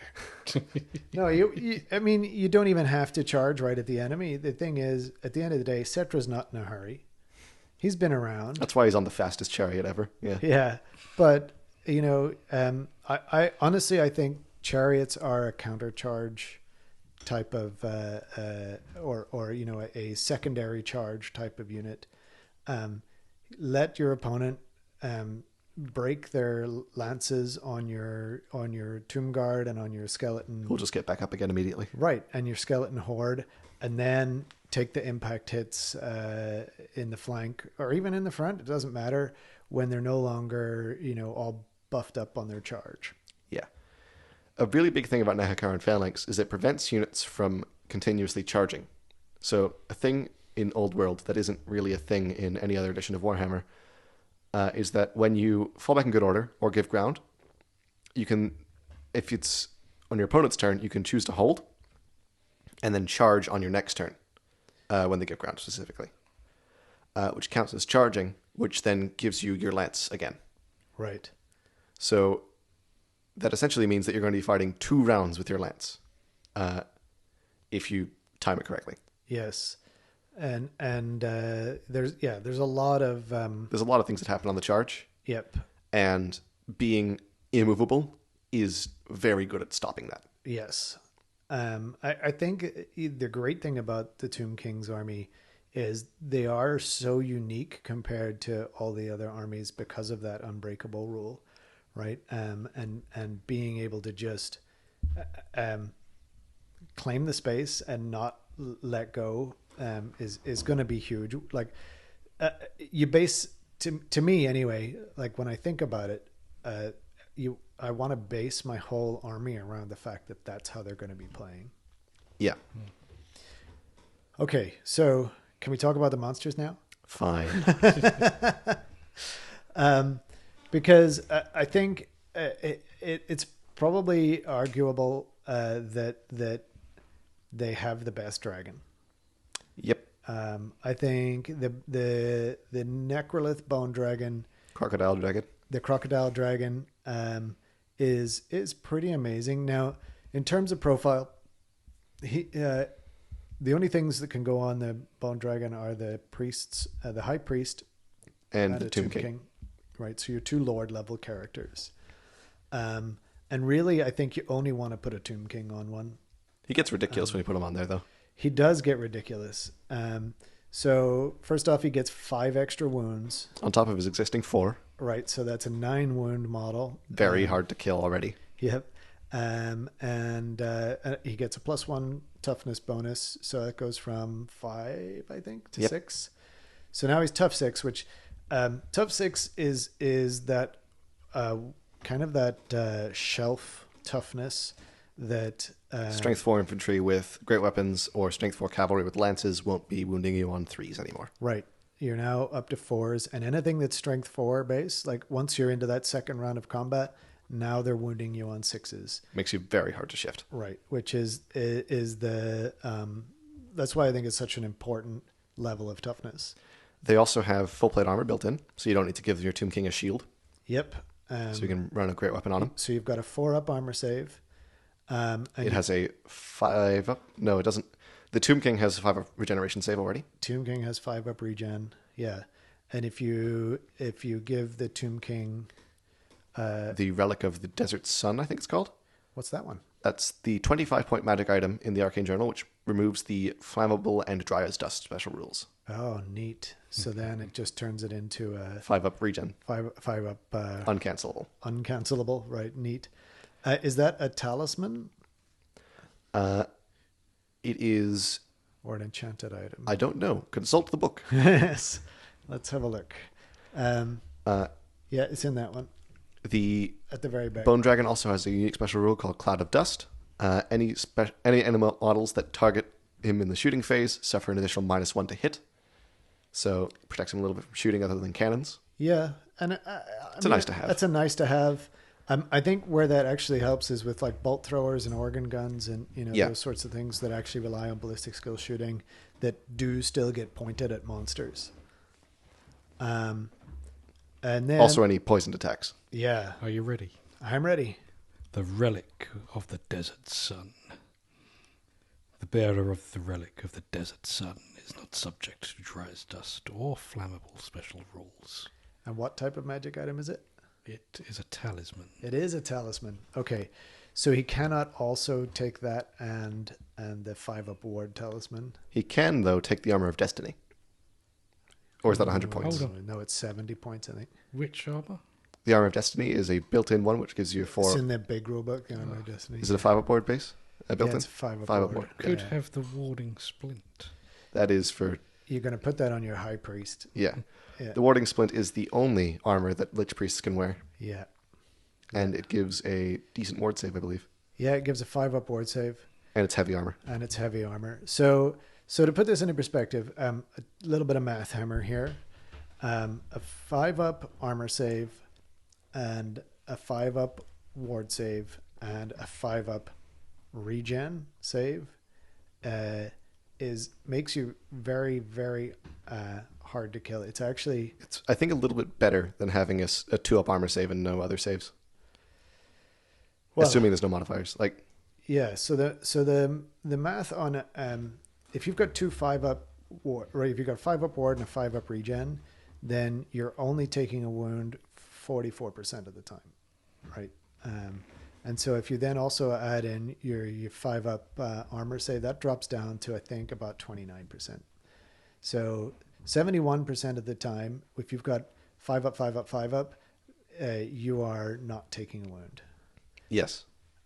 Which is why Grail Knights with their 5-up regen spell on them, And there's built-in 6-up or 5-up ward. they've got a built-in 5-up ward. 6-up or 5-up, I think. Whatever. Sure. Built-in 5-up ward against anything that actually wants to hit them. Yes. So there is another way of doing it. What's the other way of doing it? Okay. It also has a little bit of a story. Yay, So story time. It's where- The phase racked canopy, okay. right? No, forget that. The blade of Anthrac. Recover lost wounds. Yes. So you start hitting people, right? And Every it doesn't wound. matter what wound you take. Forget armor. I mean, don't completely forget it. Because Okay. if you take all 9 of your wounds, you're still dead.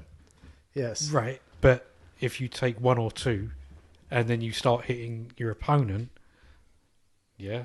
And considering that you are recover very lost- low initiative, like, you're probably going to end up going last anyway. Right. How much is the blade of Anthrax or whatever it's I called? can get one for you, right? For the grand total of. You need a prescription first. We can sort you out one of them as well. Just What is the currency in Hakara anyway? shekels. You think it's shekels? Yes. How many shekels is it going to cost me for one of those fancy Anthrax blades? Right, we're going to need... It's gold crowns, they're universal. Sure. Right. Officially, it's 45 points. I can probably get you for 35. But I am going to need half a denarii for your life story. What's the other special rules it has on it, other than... So the blade of Antarhak. Ah, right. It's not Anthrax. No, No. it's Antarhak, yeah. Yeah. It's named after Antar the Hacker. This is his sword, the hacker. Its range is combat. Strength +1, right? So Goes to strength 6. Yep. armor penetration, right? Minus The one. main thing. This is why if you are undead and you're not taking this, then I want to know why, because I have to write to Cetra and explain this, especially if you have been rendered to dust. For each wound an enemy unit loses as a result of an attack made with this blade, its wielder immediately recovers a single lost wound. Right. But the sentence before that is the big limitation. It can only be taken in a royal host army of infamy. I think that's a good time to segue into the Armies of Infamy then. Sure. Yep. So that 45-point blade, I absolutely would put on the dragon, The Dragon King. right? Because you're going to do a lot of damage. Well, it's only the Tomb King's attacks, not the Dragon's attacks. I believe. It's dealt with that blade, right? Yes. Right. So it doesn't affect the Dragon's attacks, but still, it's going to be a lot of damage. How many attacks does the dude have? 4 The skeleton? base, I think? 4 base, and he's weapon skill 6. Yeah, sounds about right. Yes, he has got 4 attacks with weapon skill 6 at strength 6 with that weapon. Right. AP 1. One of them is going to hit. Yeah, you should be able to recover a wound or two. Or 2, depending on what in he's a- fighting. Per combat. Yeah. And this is before any buffs take place. Yes. So we haven't even got to that part yet. Oh my God, we're going to be talking for so long. It's great. So, for example, with My Will Be Done, you can make a weapon skill 7, which means he's then hitting weapon skill 3 guys on... does that make it hit on 2s in this edition? I will consult the Book of Armaments. Indeed. Anyway, let's talk about the Armies of Infamy. So, the Tomb King's book, the Arcane Journal, has 2 different army compositions you can take other than the base Grand Army. And these are the Nehakara Royal Host and the Mortuary Cult Armies of Infamy. The Royal Host is based around having a very powerful Tomb King and a less powerful Mortuary Cult. So it's more about the monarchs and less about the spellcasters. Which means you can't take some of the bigger monsters, I think. And you can't take any of the... you can't take any high priests. Yep. So your highest level wizard is level 2. However, there are some things to counteract this. They have unique core choices. I have consulted the Book of Armaments, and with weapon skill 7, he would indeed be hitting weapon skill 3 people on a 2+. Excellent. You have some additional core choices in the Nehakaran Royal Host. Those being the Skeleton Infantry Cohort and the Skeleton Cavalry Cohort. Yep. These are interesting combined units of skeleton warriors and archers in the infantry cohort, and skeleton horsemen and horse archers in the skeleton cavalry cohort. However, the skeleton cavalry cohort is a little interesting in particular. They aren't exactly skeleton horse archers.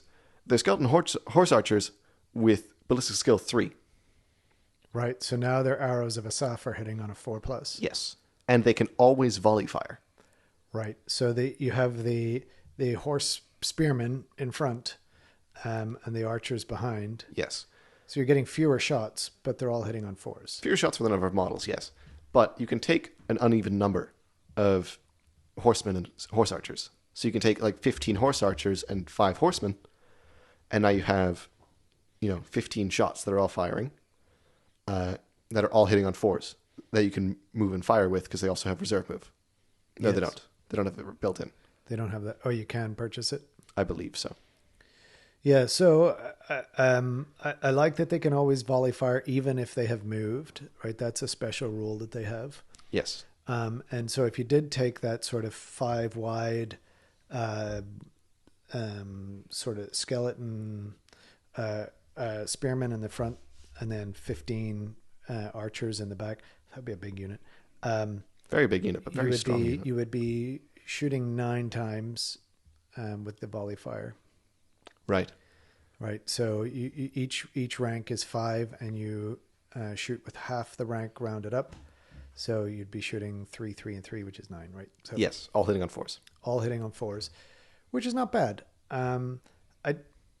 They're quite cheap, I think, right? There are 11 points for the horse archers and 12 points for the horsemen. Because the horsemen come with the spears. Yes, and light armor and shields. Okay. And the Royal Host archers come with light armor as well. Right. So I think they're not a bad unit. They're pretty cheap for what you're going to get. And in combat, the archers die first. Right. And I think they're really thematic, and they're kind of cool looking. I think the whole point of the royal host is chariots, right? Yes, they have to have 1+ chariot in the army, as dictated by the Royal Host army list. They also have a couple of other unique special rules. Yeah, so they have a special rule about, I think it's called grind them to dust or something like that. And they also have Tomb Guard chariots. Where you get to re-roll your impact hits from your chariots. Yes. Which is neat. Because... whilst within the general's command range, friendly models whose type is chariot may re-roll the dice when rolling to determine the number of impact hits they cause. Right. So there's nothing worse than making a bunch of impact hit rolls. If you're rolling 3 chariots and you roll them all, and it's D3, and you roll a bunch of 1s and 2s, it's just so disappointing. You're like, I got 3. I could have had 9, but no, I got 3. And then you roll them again, and they're all 1s and 2s again. And you're like, damn you, Scout. You, what is it? You blabbering booby. Yes, exactly. There was a unit in the base book that I forgot about because it's very forgettable and they don't have unique models. Skeleton skirmishers. These are foot skeletons who have the skirmisher special roll, and they cost like 2 points more. I don't know why they exist. It's a laugh, isn't it?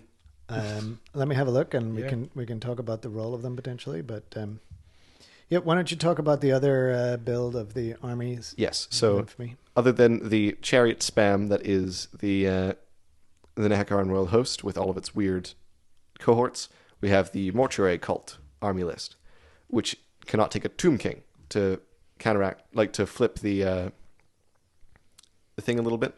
It instead relies on a High Priest, and it has a couple of unique units. Venerable Ushabti, who are more powerful in close combat than regular Ushabti, who are they're the monstrous infantry of Tomb Kings. They're very good. I really like them. We should talk about them in a moment.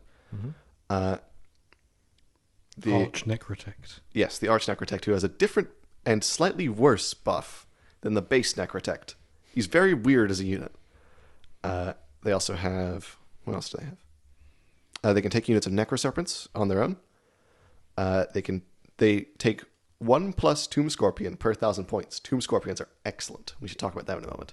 Yes, you should always take 1+ Tomb Scorpion. We should take as many Tomb Scorpions as possible. Yeah. They're so good. They're very good. And the downside is they can't take any of the... I don't think they can take Tomb Guard or any Necropolis Knights or anything with more powerful skeletons. And no Tomb Kings. Yep. No Tomb Kings. Yep. So... they also can't take Royal Heralds, and instead they have a level 1 or 2 wizard hold the battle standard. Right. And he still gets the better battle standard rule, which is good. Yes. And notably, in the Royal Host Army, just to go back there real quick, you can spend 35 points to give your Tomb King a level 1 wizard with a rise, which is a neat little thing if you didn't want to run any tomb mortuary priests or anything like that. Yeah. The Mortuary Cult also has some interesting special rules. The Hierophant of the Mortuary Cult must be the general, even if they don't have the highest leadership, so you can run a Tomb Prince and still have your High Priest be your general. I think that's strictly worse. It is definitely worse, but it is a very thematic thing. Absolutely. Makes sense. If they have Harmonious Incantations, which means that when a Lich Priest within a Mortuary Cult army uses the Arise special rule, whilst within command range of one or more other friendly Lich Priests, they add +1 to the number of lost wounds recovered by the chosen unit, So on your monster, it'll be 2 wounds rather than 1, and on your infantry, it'll be level of wizardry plus D3 plus 1. Yes, which I think is amazing if you have, again, going back to multiple lower level wizards. This is that army, like that's what they want. Leans into that theme exactly. So go ahead. You're going with more of the special rules for that? Yes. Okay. They also have an interesting thing where they can kind of sacrifice wounds of undead constructs, like any undead unit nearby. So these can be skeleton warriors or tomb swarms or anything. They can make them lose 1 to 3 wounds.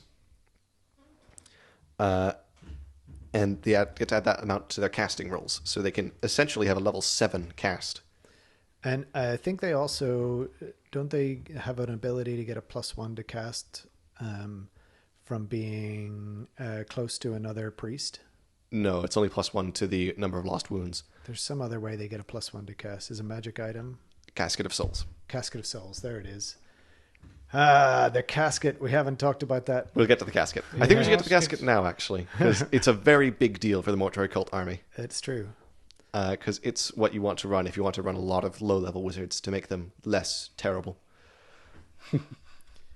So the Casket of Souls. Also known as the Ark of the Covenant. If you look at the art for it, even in the book today, it really looks like the Ark of the Covenant straight out of Indiana Jones and the Raiders of the Lost Ark. Or it really is, Raiders of the Lost Ark, I guess. And just like in that movie, it melts people's skulls or whatever. I don't know, it's been a while since I've seen Raiders. Last time I saw something from Raiders, I think it was the Lego Indiana Jones video game, where... Last time on Raiders of the Lost Ark. The villain turns into a giant man of fire and you just sneak up on him inside of barrels. But I don't remember what it was actually like in the movie. Anyway, the Casket of Souls is a war machine that cannot be moved once placed in Tomb Kings.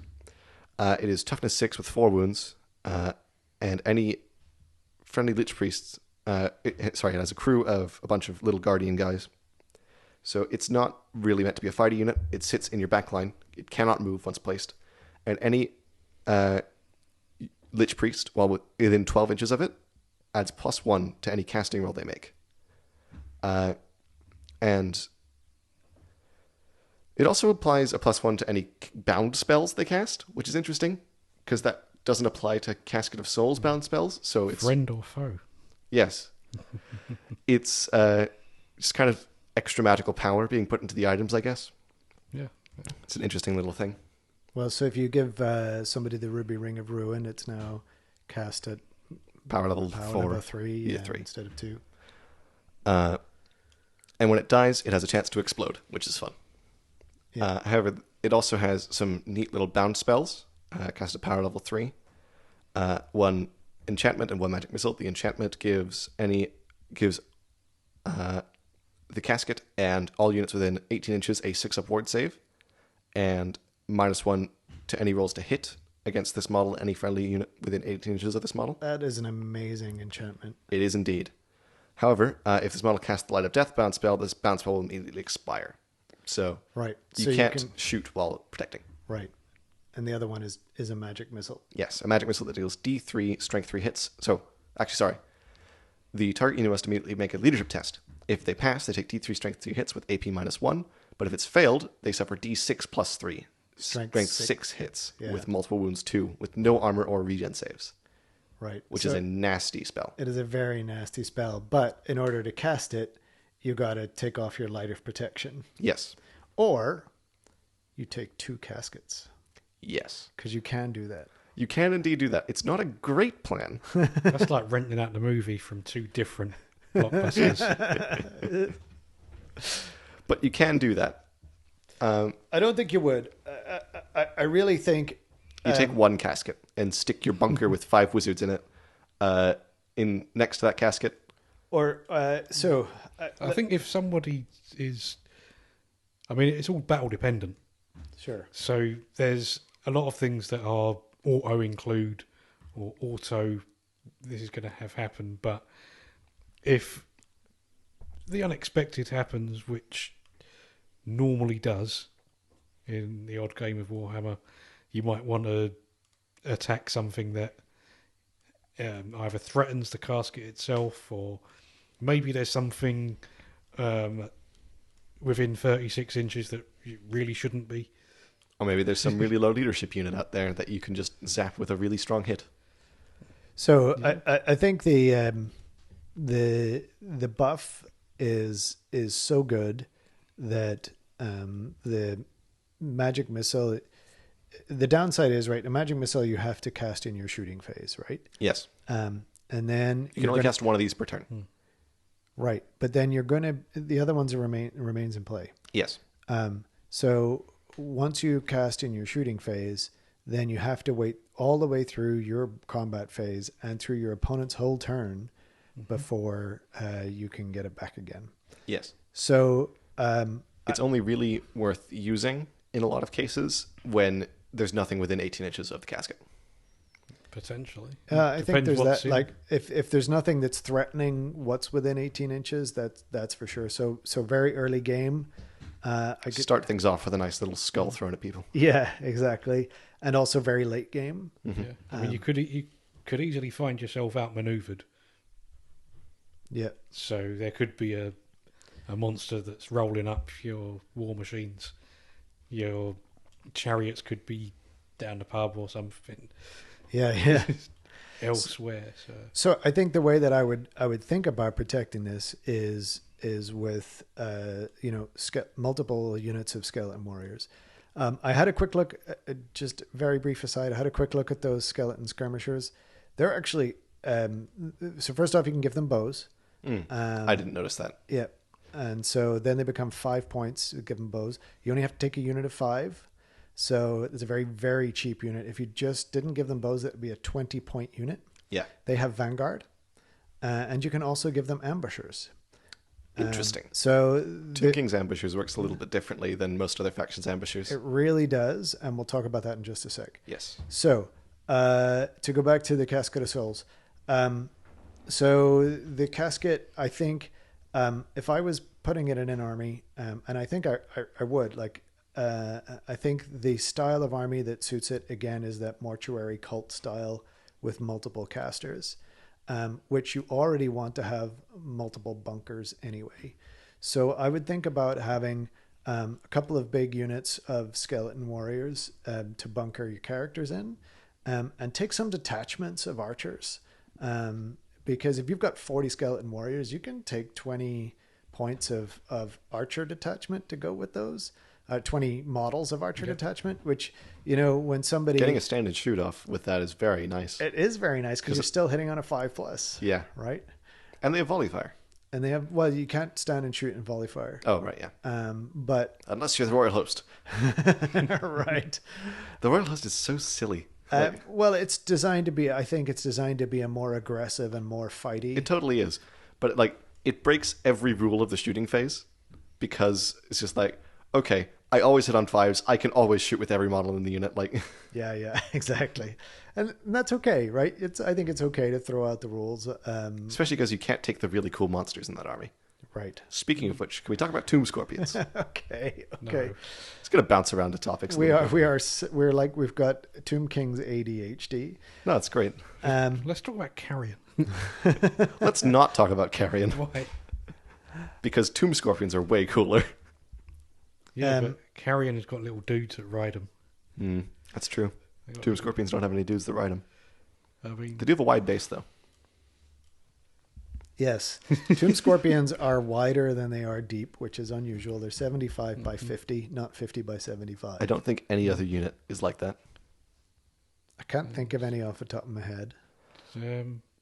They are very strong, though. They did playtest tomb crabs, I'm led to believe, but they could only move sideways. So at that point, essentially, you've got the same thing. Yeah. All right. So Tomb Scorpions are 70 points.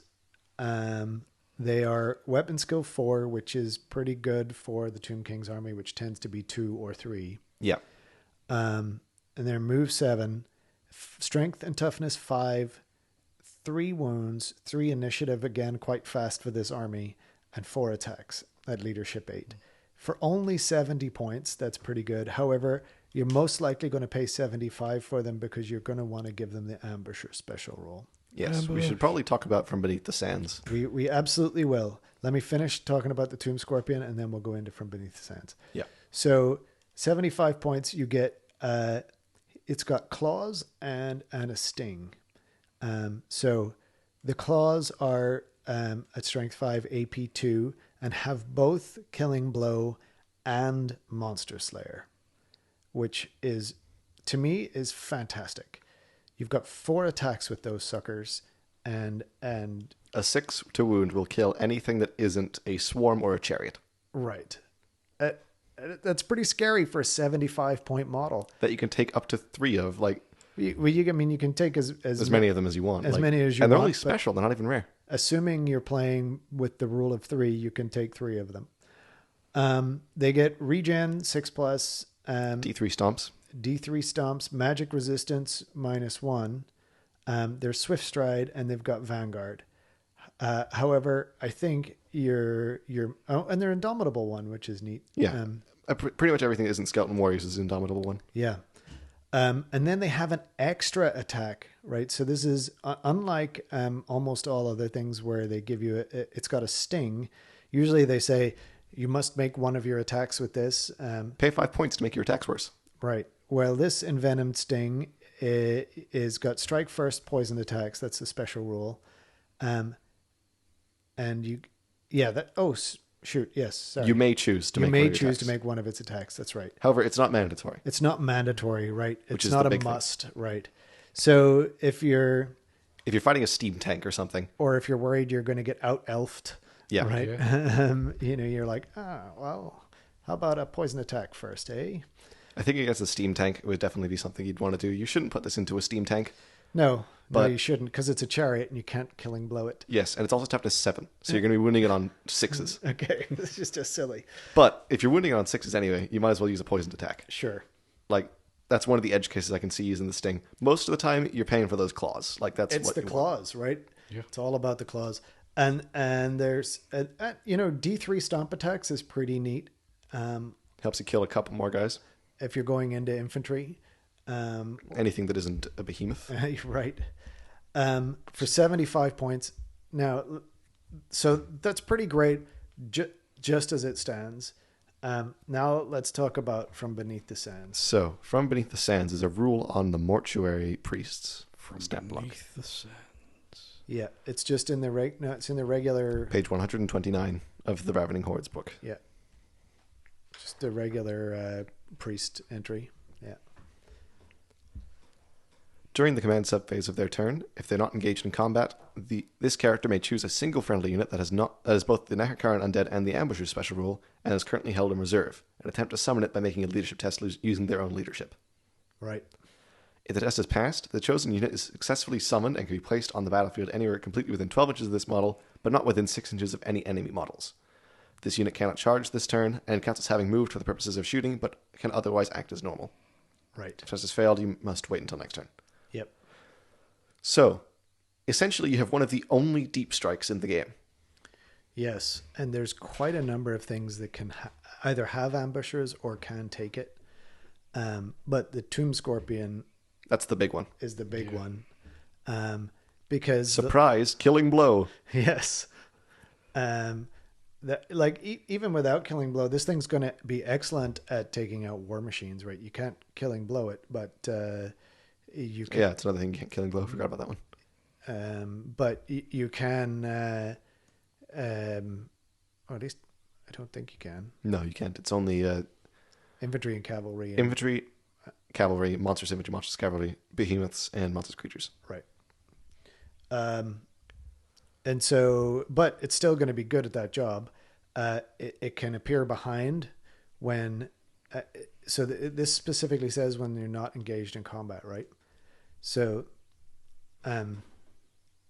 like the From Beneath the Sands Yes, rule. if they're not engaged in combat. Right. So this then goes back to having multiple priests. Yes, because use one of your little level ones who's not engaged in combat Yep. to drop the Tomb Scorpion behind the units just charged you. Exactly. Slam them into the rear, and then you've got Does he cause terror? Tomb Scorpion? I don't think so. No, it's just fear from Okay. the. But you've still got a rear charge, so that's plus 2 combat res automatically, and you got 4 plus D3 attacks that are all going to be hurting him quite significantly. Yes. I think it gives you a lot of interesting tactical options, and For 75 points. for 75 points, I love it. And you can choose. Pardon me. You can choose not to ambush with it, and it still has Vanguard, which with move 7 is actually a meaningful Vanguard move as opposed Especially for Tomb Kings who can't march. right. Yes, Tomb Scorpions are excellent. I think Tomb Kings do not need to march. I think that's the... Cetra does not march. He walks. Actually, he rides around in this little chariot, but this big chariot. The next monster in the book, Yep. the Necrolith Colossus. This is the one I'm most underwhelmed by. It's the big bone giant. It's on a 55-50 base. It's a behemoth with weapon skill 3, which is average for Tomb Kings. Strength 6 and tough 6, 5 wounds, 4 attacks. Heavy armor, indomitable 2, regen 6+, causes terror. D3 stomps. It has timber, so it falls over when it dies. And it has a unique special rule, which is Unstoppable Assault. During the combat phase of any turn in which this model is charged, every attack it makes that causes an unsaved wound allows it to immediately make 1 additional attack. These additional attacks also benefit from this special rule. So, essentially, you get to make 4 attacks, each one that kills something, or does a wound, then... You get an extra attack Yes, so it's going to give you like 1 or 2 extra attacks. if on you're it. lucky. Yeah. Yeah, I agree. It's a little underwhelming. I think what it's got going for it is... Oh yeah, also it's attacks of AP2 and Killing Blow. Yeah, which are not bad. It just feels like a worse Tomb Scorpion to me. So, a couple of things it's got going for it. First off, it's on a 50 by 50 mil base, which is a very small base for a behemoth. It is smaller than the Tomb Scorpion. Right, it is. It's a smaller base profile. So it can literally go where a Tomb Scorpion cannot. True. Except beneath the sands. Except beneath the sands. It's got the same number of stomp attacks, but it is strength and toughness 6, which, again, can't really be understated how important those are. Yeah. It causes terror, which is, I think we've talked about how that can Terror's be a very big deal. beneficial. Yeah. But I agree. I think of all the monster choices, it is... It's 160 points. it's cheap, but it's not terribly exciting. I think it Well, it's not depends Tomb what you- Scorpion cheap. I think it depends what you want out of the army. It's true. I mean, I always view the Tomb Kings as a very more tactical army. There's a certain amount of unpredictable nature to it. Your opponent really won't know your next move. Is something strange going to happen? Yep. And they're only going to find that out, 1, after listening to this podcast, and 2, after playing a couple of times. And then because they're going to expect something more straightforward, like, oh well, we're going to have a battle and things are going to happen in a certain way, and then oh no, there's a Tomb Scorpion behind me. There's spells going off. There's things that There's can't... a few more gotchas. Yeah, Yeah. totally. And even if you do know about it, you are going to have to think. The Colossus, I think, he's your linebacker. Yeah. He's someone that is going to stand with your skeletons and just start hitting things. He's a big skeleton. Yeah. It's just basically a big skeleton. Put him in your battle line, I think. Make sure that... He might do a bit. I think he'll... So one other thing to consider is when we haven't really talked about this at all, the buffs that Yes, this is true. can come across the army. I think this is an army that really They love buffs. they love Yeah. buffs. They've got a lot in the list. There's a lot of different spells that can be used. There's a lot of different abilities. The Arch Necrotech that we were talking about earlier, you may have overlooked, has the Stone Shaper ability.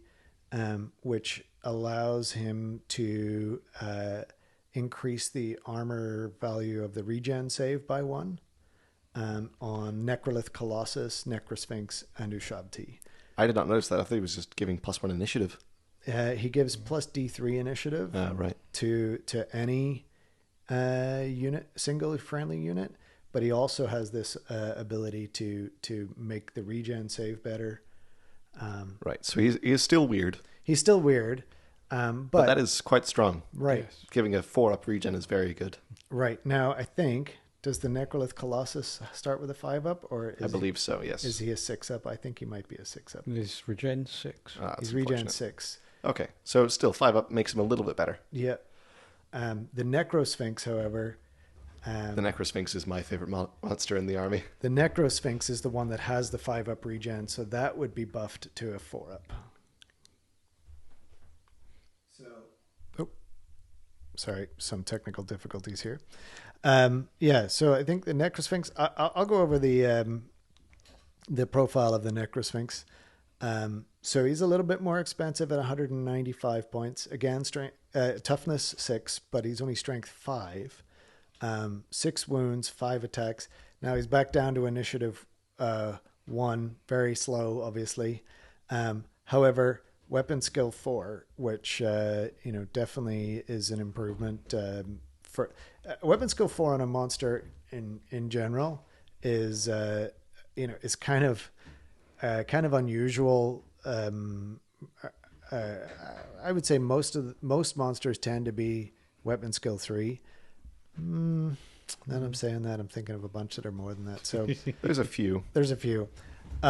So let's talk about the special rules. He's got Fly 9, Which means he can march. which means he can march. Yep. Indomitable 2, Regen 5+, like we talked about. Stomp attacks, and I love this, D3 plus 2. Yes, please. D3 plus 2 is just, to me, so much better than D6. Yes, you can never get 6, but you can also never get 1 or 2, which is the much more important part of this equation here. Absolutely. And also causes terror. Heavy armor, and has several different attacks. So there's cleaving blades, which are going to be at the strength 5, AP 1, and killing blow. And then has an additional one of the decapitating strike, which is an actual additional attack. So on top of the 5 attacks, this is a 6th attack, as opposed to you have to sacrifice one. And this one is made at strength plus 5, which is 10. Strength 10, AP 4, killing blow, monster slayer, strike last. Strike last doesn't matter. It has initiative 1 anyway. Yeah. Unless you buff its initiative with the Arch Necrotext, like, it's not going to get... Right. Or, I guess, my will be done. No, you can't even do that because you can't join the unit. Yeah. Unless you buff the initiative, it doesn't matter. It doesn't matter. He's striking last. However... Whoa, striking with music. If he does hit with it, that's going to hurt. I don't know why they have the AP... Well, I guess if you don't roll a 6 to wound because of the killing blow or monster slayer, AP 4 is cancelling out Anything but a 2 of us. anything but a 2+. Yeah. You can pay 5 additional points to put him to 200 points to give him a Venom Sting, which gives him the same thing as the Tomb Scorpion, poisoned attack, strike first, at strength, no AP. Yeah. I don't think it's worth paying for. I don't think it's... Like, if I literally had 5 points left over at the end of... I would buy a... no, actually, I can't even buy that because I can't buy... my go-to is the Potion of Foolhardiness. Yeah, but it It doesn't work for Tomb Kings. doesn't yet. work for Tomb Kings. Already yeah. immune to psychology. Yeah. Yeah. I think close your ears a second. Basically, he's a good elf killer. So one of the biggest problems I can see this model has is he has initiative 1. Yep. So I think getting in that first hit might be a something that you'd want to do, just because there'll be that I'm Monster slaying hero off to save the day. Oh, fuck. Ow. Bastard. Yes. Yeah, so he does have a special rule that we haven't talked about yet, which is, I want to kill that guy in particular. yeah. And I like the fluff behind this. A necrosphinx embodies the malevolence of the gods of the underworld. In battle, it will mark the souls of worthy enemies, speeding their journey into the realm of its masters. It's basically if the Grim Reaper possessed a sphinx with sword arms. It's such a cool model. It gets to re-roll any rolls to hit of 1 against a nominated character. So most often it's going to be the enemy general or some other high-value character. I think it's probably going to be something on a monster because of that monster slayer. Yeah. When that goes off, it's going to give you 500 points. Like it's very good. Yeah, yeah. But even aside from that, it's not a bad monster in combat, and it can fly. The really big thing about this model, I think, is that it can fly. Yeah. It is fast with fly 9, and it can march because of that. Yeah. And we were talking about hammers earlier. This, I think, is probably the most effective hammer. It is also Swift Stride, so it can do it from a long distance. I think it's even worth reading out the fluff again, just in case. Oh, the sidebar fluff? No, this a necrosphinx embodies the malevolence of the gods of the underworld. In battle, it will mark the souls of worthy enemies, speeding their journey into the realm of its masters. And though you fight to stay alive, your body starts to shiver. Yes. Okay. I think we've covered the monsters apart from the Cambrian War Sphinx. Yes, the murder kitty. The murder kitty. So this is one that has little dudes riding on the back. The howdah, yeah. Yeah, in a howdah, and then it kind of works a bit like a chariot. You can shoot in all directions. How to get up there? Sorry. But it can also be a character mount. I think only for a Tomb King. Correct. I think a Tomb Prince can also get on there. Oh, a Prince, maybe. Okay. But I don't think that the priests priest can. can. I knew that. Yeah. So the neat thing about this, it gets to add +5 wounds to whatever guy rides it because it has 5 wounds base. But you can also just run it on its own for 175. I think you're almost always going to run it as a mount because of how strong it is as a mount, having tough 6, 9 wounds, just the same as the Bone Dragon. But you can also have an additional 4 guys on there poking things and shooting things with arrows with Ballistic Skill 3. Like, it's a decent alternative to the Bone Dragon. Ballistic Skill 3 and Arrows of Asaph. So again, hitting on 4+. All the time, shooting in every direction with large targets so we can see everything. Yeah. It's decent. I think it's a decent mount. I don't know if it's competitive with the... Like, it's definitely competitive with the Bone Dragon, but I don't know it's worth taking over the Bone Dragon because the fly is so strong on the Bone Dragon. I tend to agree. I think the Bone Dragon is a great dragon. I mean, we didn't mention the fact that it has D6 stomps. Slightly... edging out the D3 of the Cambrian War Sphinx. Yes, definitely better than the Cambrian War Sphinx. Not quite as good as the D3+2, in my opinion, from the Necrosphinx.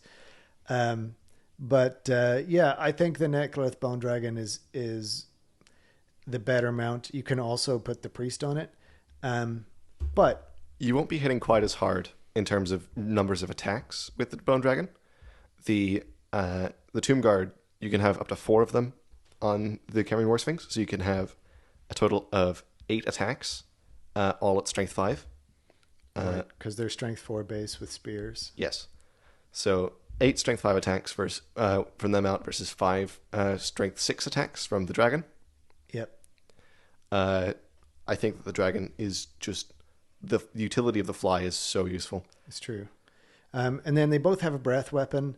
The dragon's is Breath of Desiccation, which is strength 3, AP 2, and multiple wounds 2. And magical. Oh, and magical, yes, it's true. Whereas the Fiery Roar of the War Sphinx is strength 4, AP 1, and flaming. So, again, I think there's not a whole lot in them. Like there's certainly, I don't think either is a bad choice. No, I think that if you already have a War Sphinx model and you don't want to purchase a brand new Bone Dragon, that's perfectly fine. You can run a competitive army list with a War Sphinx. Yep. But the Dragon, I think that if you're buying Tomb Kings or making Tomb Kings from scratch, take the Dragon over the War Sphinx. It also comes in the army box. It's just a better plan in terms of gameplay and economics in a lot of cases. I tend to agree. Yeah. I'd like to talk a bit about the Ushabti. They're Monstrous Infantry. Let's do it. They are I love Ushabti. They are so cool to me. They are gigantic depictions of, like, they're statues inhabited by spirits, and they depict the different gods of the Tomb Kings. And they're really versatile. Like, they are hard-hitting in melee if you give them their ritual blades, which are their strength 6 AP 3, so they're slightly better great weapons. Yep. They're quick in combat if you give them that. But you can also give them really strong shooting at strength 6 with 30 inches of range, with arrows of a Asaph with ballistic skill 3, so they're hitting on 4s at any range. With strength 6, AP 1, armor bane 2, multiple wounds 2, and volley fire. I don't think you're ever going to take that volley fire. You're never going to make use of that volley fire. No, but it's in there for consistency's sake. Sure. Like, sure, you can run a unit of 20 Ushabti. You're a crazy person, but Well, at 49 points apiece. that's like your whole army. Yeah, that's I've yet to see a problem with that's 1,000 points of Ushabti. Yeah. taking an army of Ushabti. I really like the great bows on them. They are really good anti-heavy shooting. Yeah. They can take out monstrous infantry and monsters quite decently with strength 6. And multiple wounds really helps. Yeah. Stick them on a hill, shoot enemy war machines. Yep, and they can actually potentially even move to a hill because they're move 5. Yeah, they're move 5. They can't march still, Right.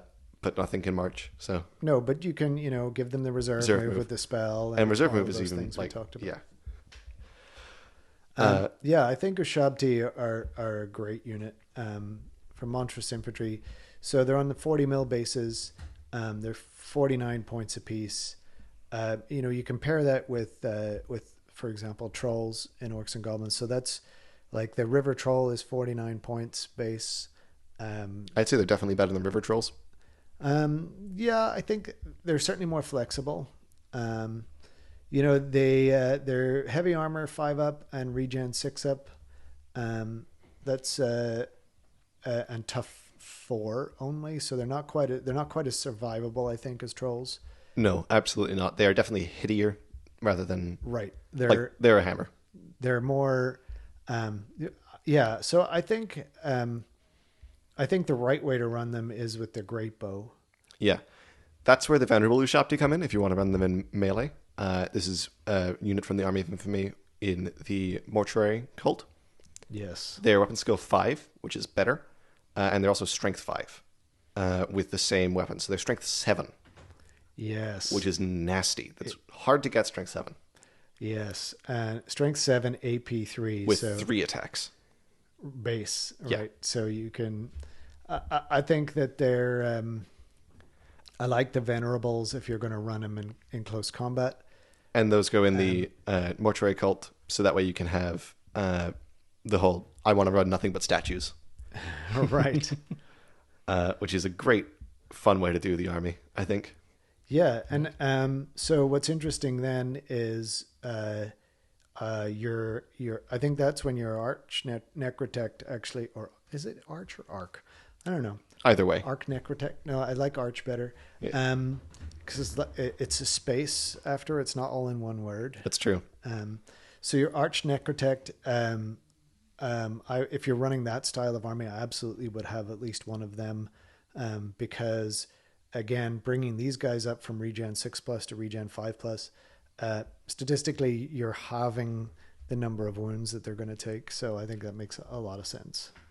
You can also give them the additional initiative to make them hit sooner. Sooner. Yeah, they're starting on initiative 2. So Plus D3. You're going to get to 4 most of the time. Right. And if you're then charging at that Goes to point, 7. you're going to, be hitting ahead of most things that you're charging into, which is historically a problem for slow undead armies. Yes. There's one observation I think is worth pointing out. In the grim days of the late 80s, a publication which is currently available at Warhammer World, ding, known as Realm of Chaos, came out. And one of these artifacts in the Realm of Chaos book has managed to find itself in the Arcane Journal. Tell me more. Right, so one of the things that was very notable about the Realm of Chaos books back then is that you rolled dice and consulted charts and got strange things for your army. Consulted huge charts. Right. They were D1000 charts. Well, one of them was a Chaos Blade. Yes. And it had standard powers, so it was, it was a magic item, it was evil, and it turned you into a chaos spawn if you held it for 5 days. Like, depending on what happened in those 5 days, but they all had a different property. Every person who's ever held a chaos blade has either become a chaos spawn or a demon prince. Therefore, fair enough. Right, so one of them, models that you killed became skeletons. Interesting. Right. I've been looking for an equivalent because that actually became the Tomb King's blade in 4th, 5th edition. Okay. Which was incredibly useful for your army, as you can imagine. I think it was actually the Tomb Blade of Arcane. Again, correct me if I'm wrong, feel free to write in. But you can imagine you've charged in with your Tomb King and you start killing people, and then this starts to add models to your skeleton unit. Another chaos weapon property was skeleton summoning. Yes. And as we all know, skeletons are very chaotic in Warhammer. Well, you would hold the blade up high and point it at a point in the battlefield, and with a big kazap, your children of the oh no, hang on. Arise, children of the Hydra's teeth. Yes. I can imagine like the Hanna-Barbera like violin sting, like as they big lightning bolt jumps out of the So screen flashes purple for a moment. In the Arcane Journal, there's a bloke called Phaseract. Is it perhaps Phaseract? Yes. No, you can call it Phaseract if you like, but he phases them in, doesn't he? Oh, right. Do you pronounce it a Sirac then? You can pronounce it rather than a Severac, like a normal person. Phaser act. Yeah. Yes. All right. And it literally summons skeletons. Yes. Phaseract's canopy. Yeah. It's a skeleton grenade. Yes. Skeleton grenade. I think a canopy is a jar. I think you do I literally. thought it was an umbrella. Is it? Oh. No.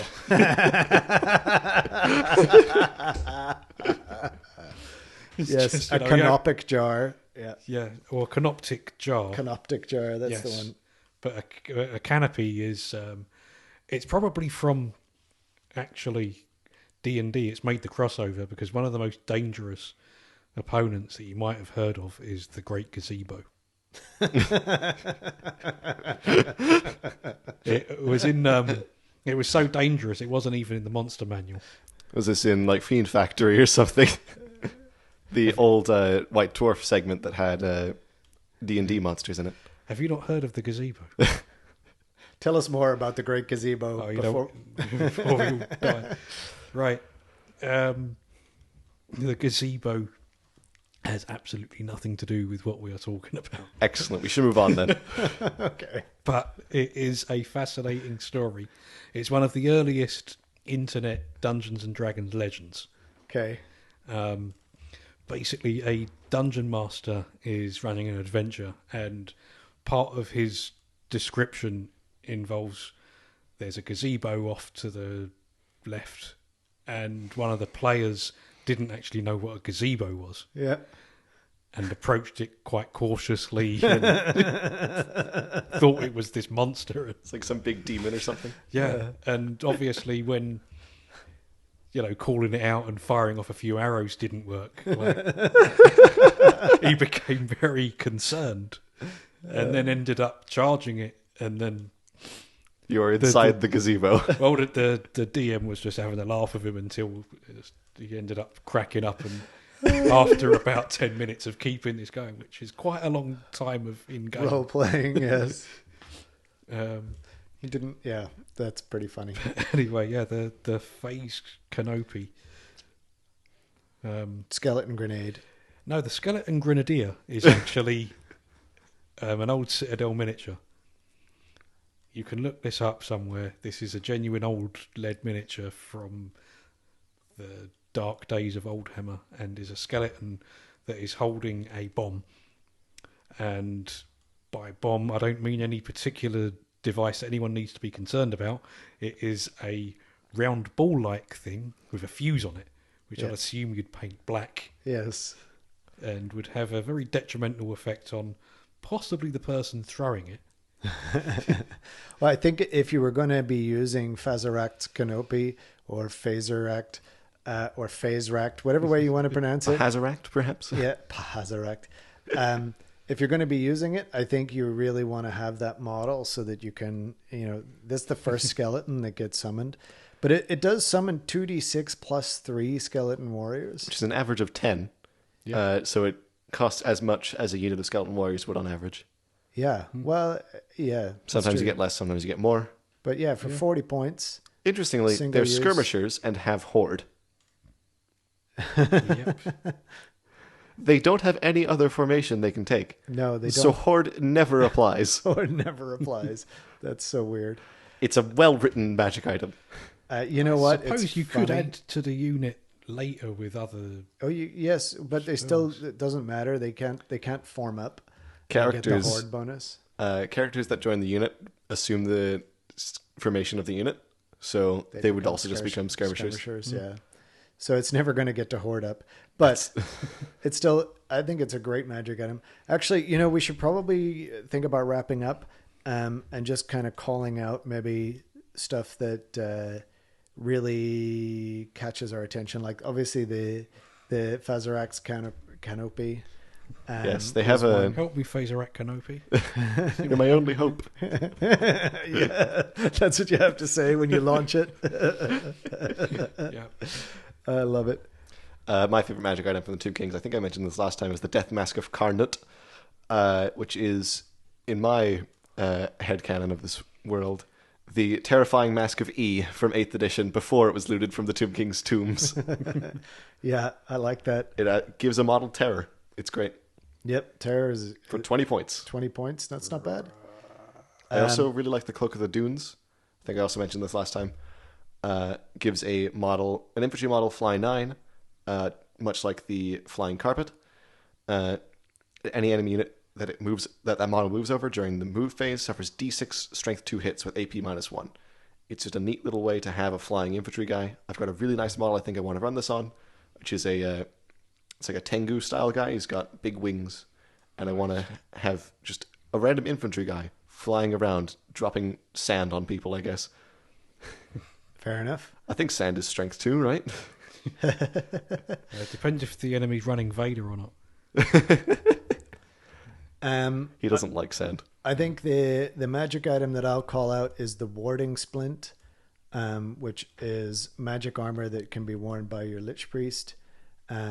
So it We gives did them, mention this earlier, yeah. We did mention it earlier. It gives them a 5-up armor save and a 5-up ward save. So then they become 5-up, 5-up, 5-up, which, as we were talking about earlier, is Very strong. Is very strong. I think in general, if I were to play this army, I'd probably run the Mortuary Cult style of army. Whether or not it was the actual army of infamy is less important as the general sort of play style. I would be running sort of a central casket of souls, infantry around it with priests in the infantry, and detachments to kind of help support that. And then I would have a bunch of obviously tomb scorpions, and monsters to kind of help support that with the Shabti to provide that long range. And the Screaming Skull catapults, which We didn't even mention that, talk yeah. about at all, which are basically bigger, scarier stone throwers. They're stone throwers that make you take panic tests no matter what. Yeah. We did speak about them last week, but the model. Yeah, we rather did. than the Yeah. rules. They're not particularly significant rules-wise. Yeah, I mean they're a war machine.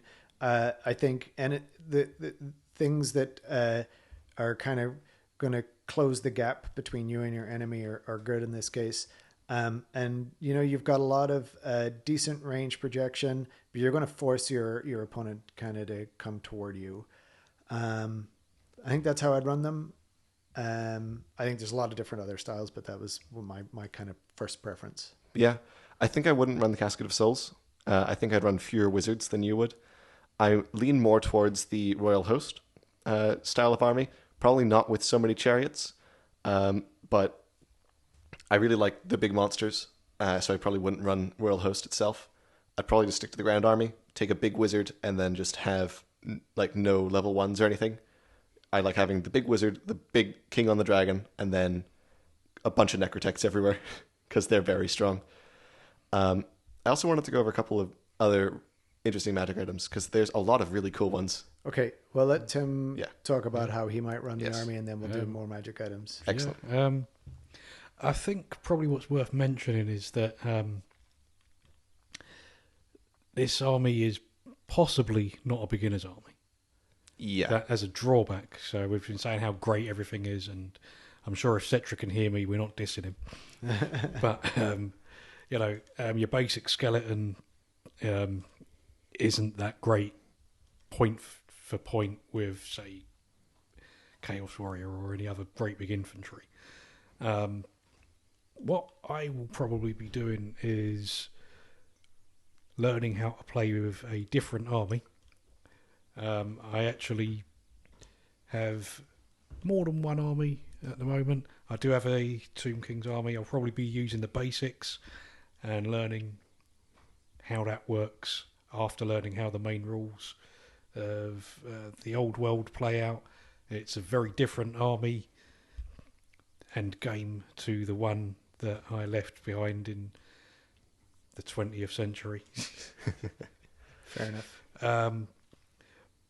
But I think once I've actually figured out, which are my favoured units, I'll probably lean to something in one of the Arcane Journals. I think actually the main list in Ravening Hordes is actually quite a strong list. There are some very good options in there. It doesn't restrict you too much. No. Having said that, of course, I'm sure that once I actually start planning gaming with this army, I'm probably going to have a very long read down the list and probably practicing my evil laugh. That's not very evil. More than once. I'm also not Tim. That's true. You're the only one not playing Tomb Kings at this table. That's correct. Because there's some very good options. I've also have to paint some carrion. Yeah. Do you want to talk about carrion? No. My name's Tim, and I'm here to talk to you today about carrion. It's been 4 days since I last took them out of the box. They are based and assembled. All right. But gameplay-wise, carrion fly. That's the end of their significance. Yeah. I think I think my entire formation is going to be based around carrion. To be honest. And tomb swarms, I assume. I hadn't even considered that. No, I actually did assemble and paint a cavalry army. So it's chariots, chariot archers, horse archers. So I think something to go alongside them, like some war sphinxes, and obviously some infantry, just to remind people who's boss. You also have to take one unit of skeleton warriors in the base army list, or skeleton archers. So That will be skeleton archers. yeah, Definitely. There will be. It will be an old hammer army. as is tradition for you. And you know what this game is kind of It's who it's aimed at, lends yeah. itself towards. Yeah, exactly. I mean, the reason I have it is more because I enjoyed the miniatures and painting it, than putting together the best army that in the world. Having said that, It is fun to win. yeah, it is definitely. I think it's also fun to put together a couple of interesting combinations. Like nothing but carrion. Nothing but carrion and nothing but a shabty. Oops, all statues. Okay, I think we probably have just we've talked for way longer than any other episode. Just to be clear, but there's a couple more magic items you want to cover, and before Yes. we wrap up, okay, go. So the Staff of Awakening, Yes, very, very, very strong. and very important. I think it's an auto take. Auto take for any army with a high priest. Yeah, Yeah, it's 50 points. 50 points. Any time you arise infantry or cavalry of any kind, including monstrous, they gain an additional D3 wounds. So on your basic infantry, you're getting 2d3 plus 4 wounds back with 1 arise. Plus 5 if they're near other If they're near priests. another guy, yes, Yep. in a mortuary cult army. Yep. So that's really good. And on any kind of monstrous cavalry, you're getting what's the amount you get back for monstrous cavalry? Like it's a lot. Yeah. Getting the additional D3 is big. I mean, it's for your Necro Serpents, your Ushabti, right? Your big pieces. It makes a ton of sense. I mean, obviously, It'd be equal to the level of wizardry. So it's essentially makes the monstrous infantry into normal infantry without the item. You get 5 plus D3. That's a lot of wounds. Yeah. Oh, that's going to be so frustrating to play against. Huzzah, I finally killed 2 Ushapti. No, you didn't. No, you didn't. Yeah, here they come back again. Right, so you're going to have to wipe out the whole unit. Yeah. In So order that's to- where you run the unit of 20 Ushapti. The other magic items, there's an interesting, a couple interesting standards. Banner of the Desert Winds gives a unit Vanguard and Reserve move, so it can actually move decently fast, Yes. and without having to cast a spell. But it can only go on an infantry unit. This is true. Most of the faster moving units, like the larger units, already have Reserve move, so it's not a huge deal. Yep. And then there's the other one, which is in the Ravening Hordes book, is the other standard. I'll take a look at that just real quick. It is the Icon of her calf. This is a really weird magic item that I kind of love, but I can't see any legitimate use for it. Unless making a charge move, a unit carrying the Icon of her calf may perform a single free reform at any point during its movement. Well, A single free reform it unless making a charge move. So essentially, if you wanted to, you could spin 180 degrees at any point during your movement. Oh, okay. So this is the Linehammer enabler. Yes. So I am I walk forward 4 inches and become a line of 50 guys. right. Or I am a line of 50 archers so that they can all shoot at 5+. And then make your reserve move and go back into normal size. Yes. It's really gross. It's 40 points. And I don't know if I'd ever take it, but it's very interesting. that is very useful. Particularly if you were to combine it with the combined arms unit. That's not what you call it, is it? Yeah, It's The cohorts, yeah. the cohorts. Royal cohort. Yeah. Because they already have... Yeah, wow, yeah, that's quite good.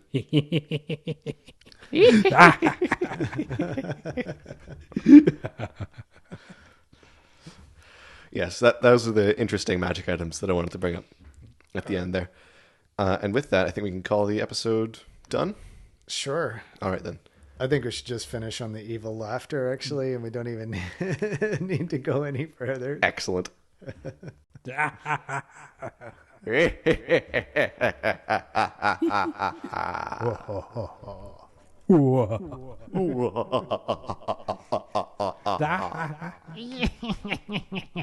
One.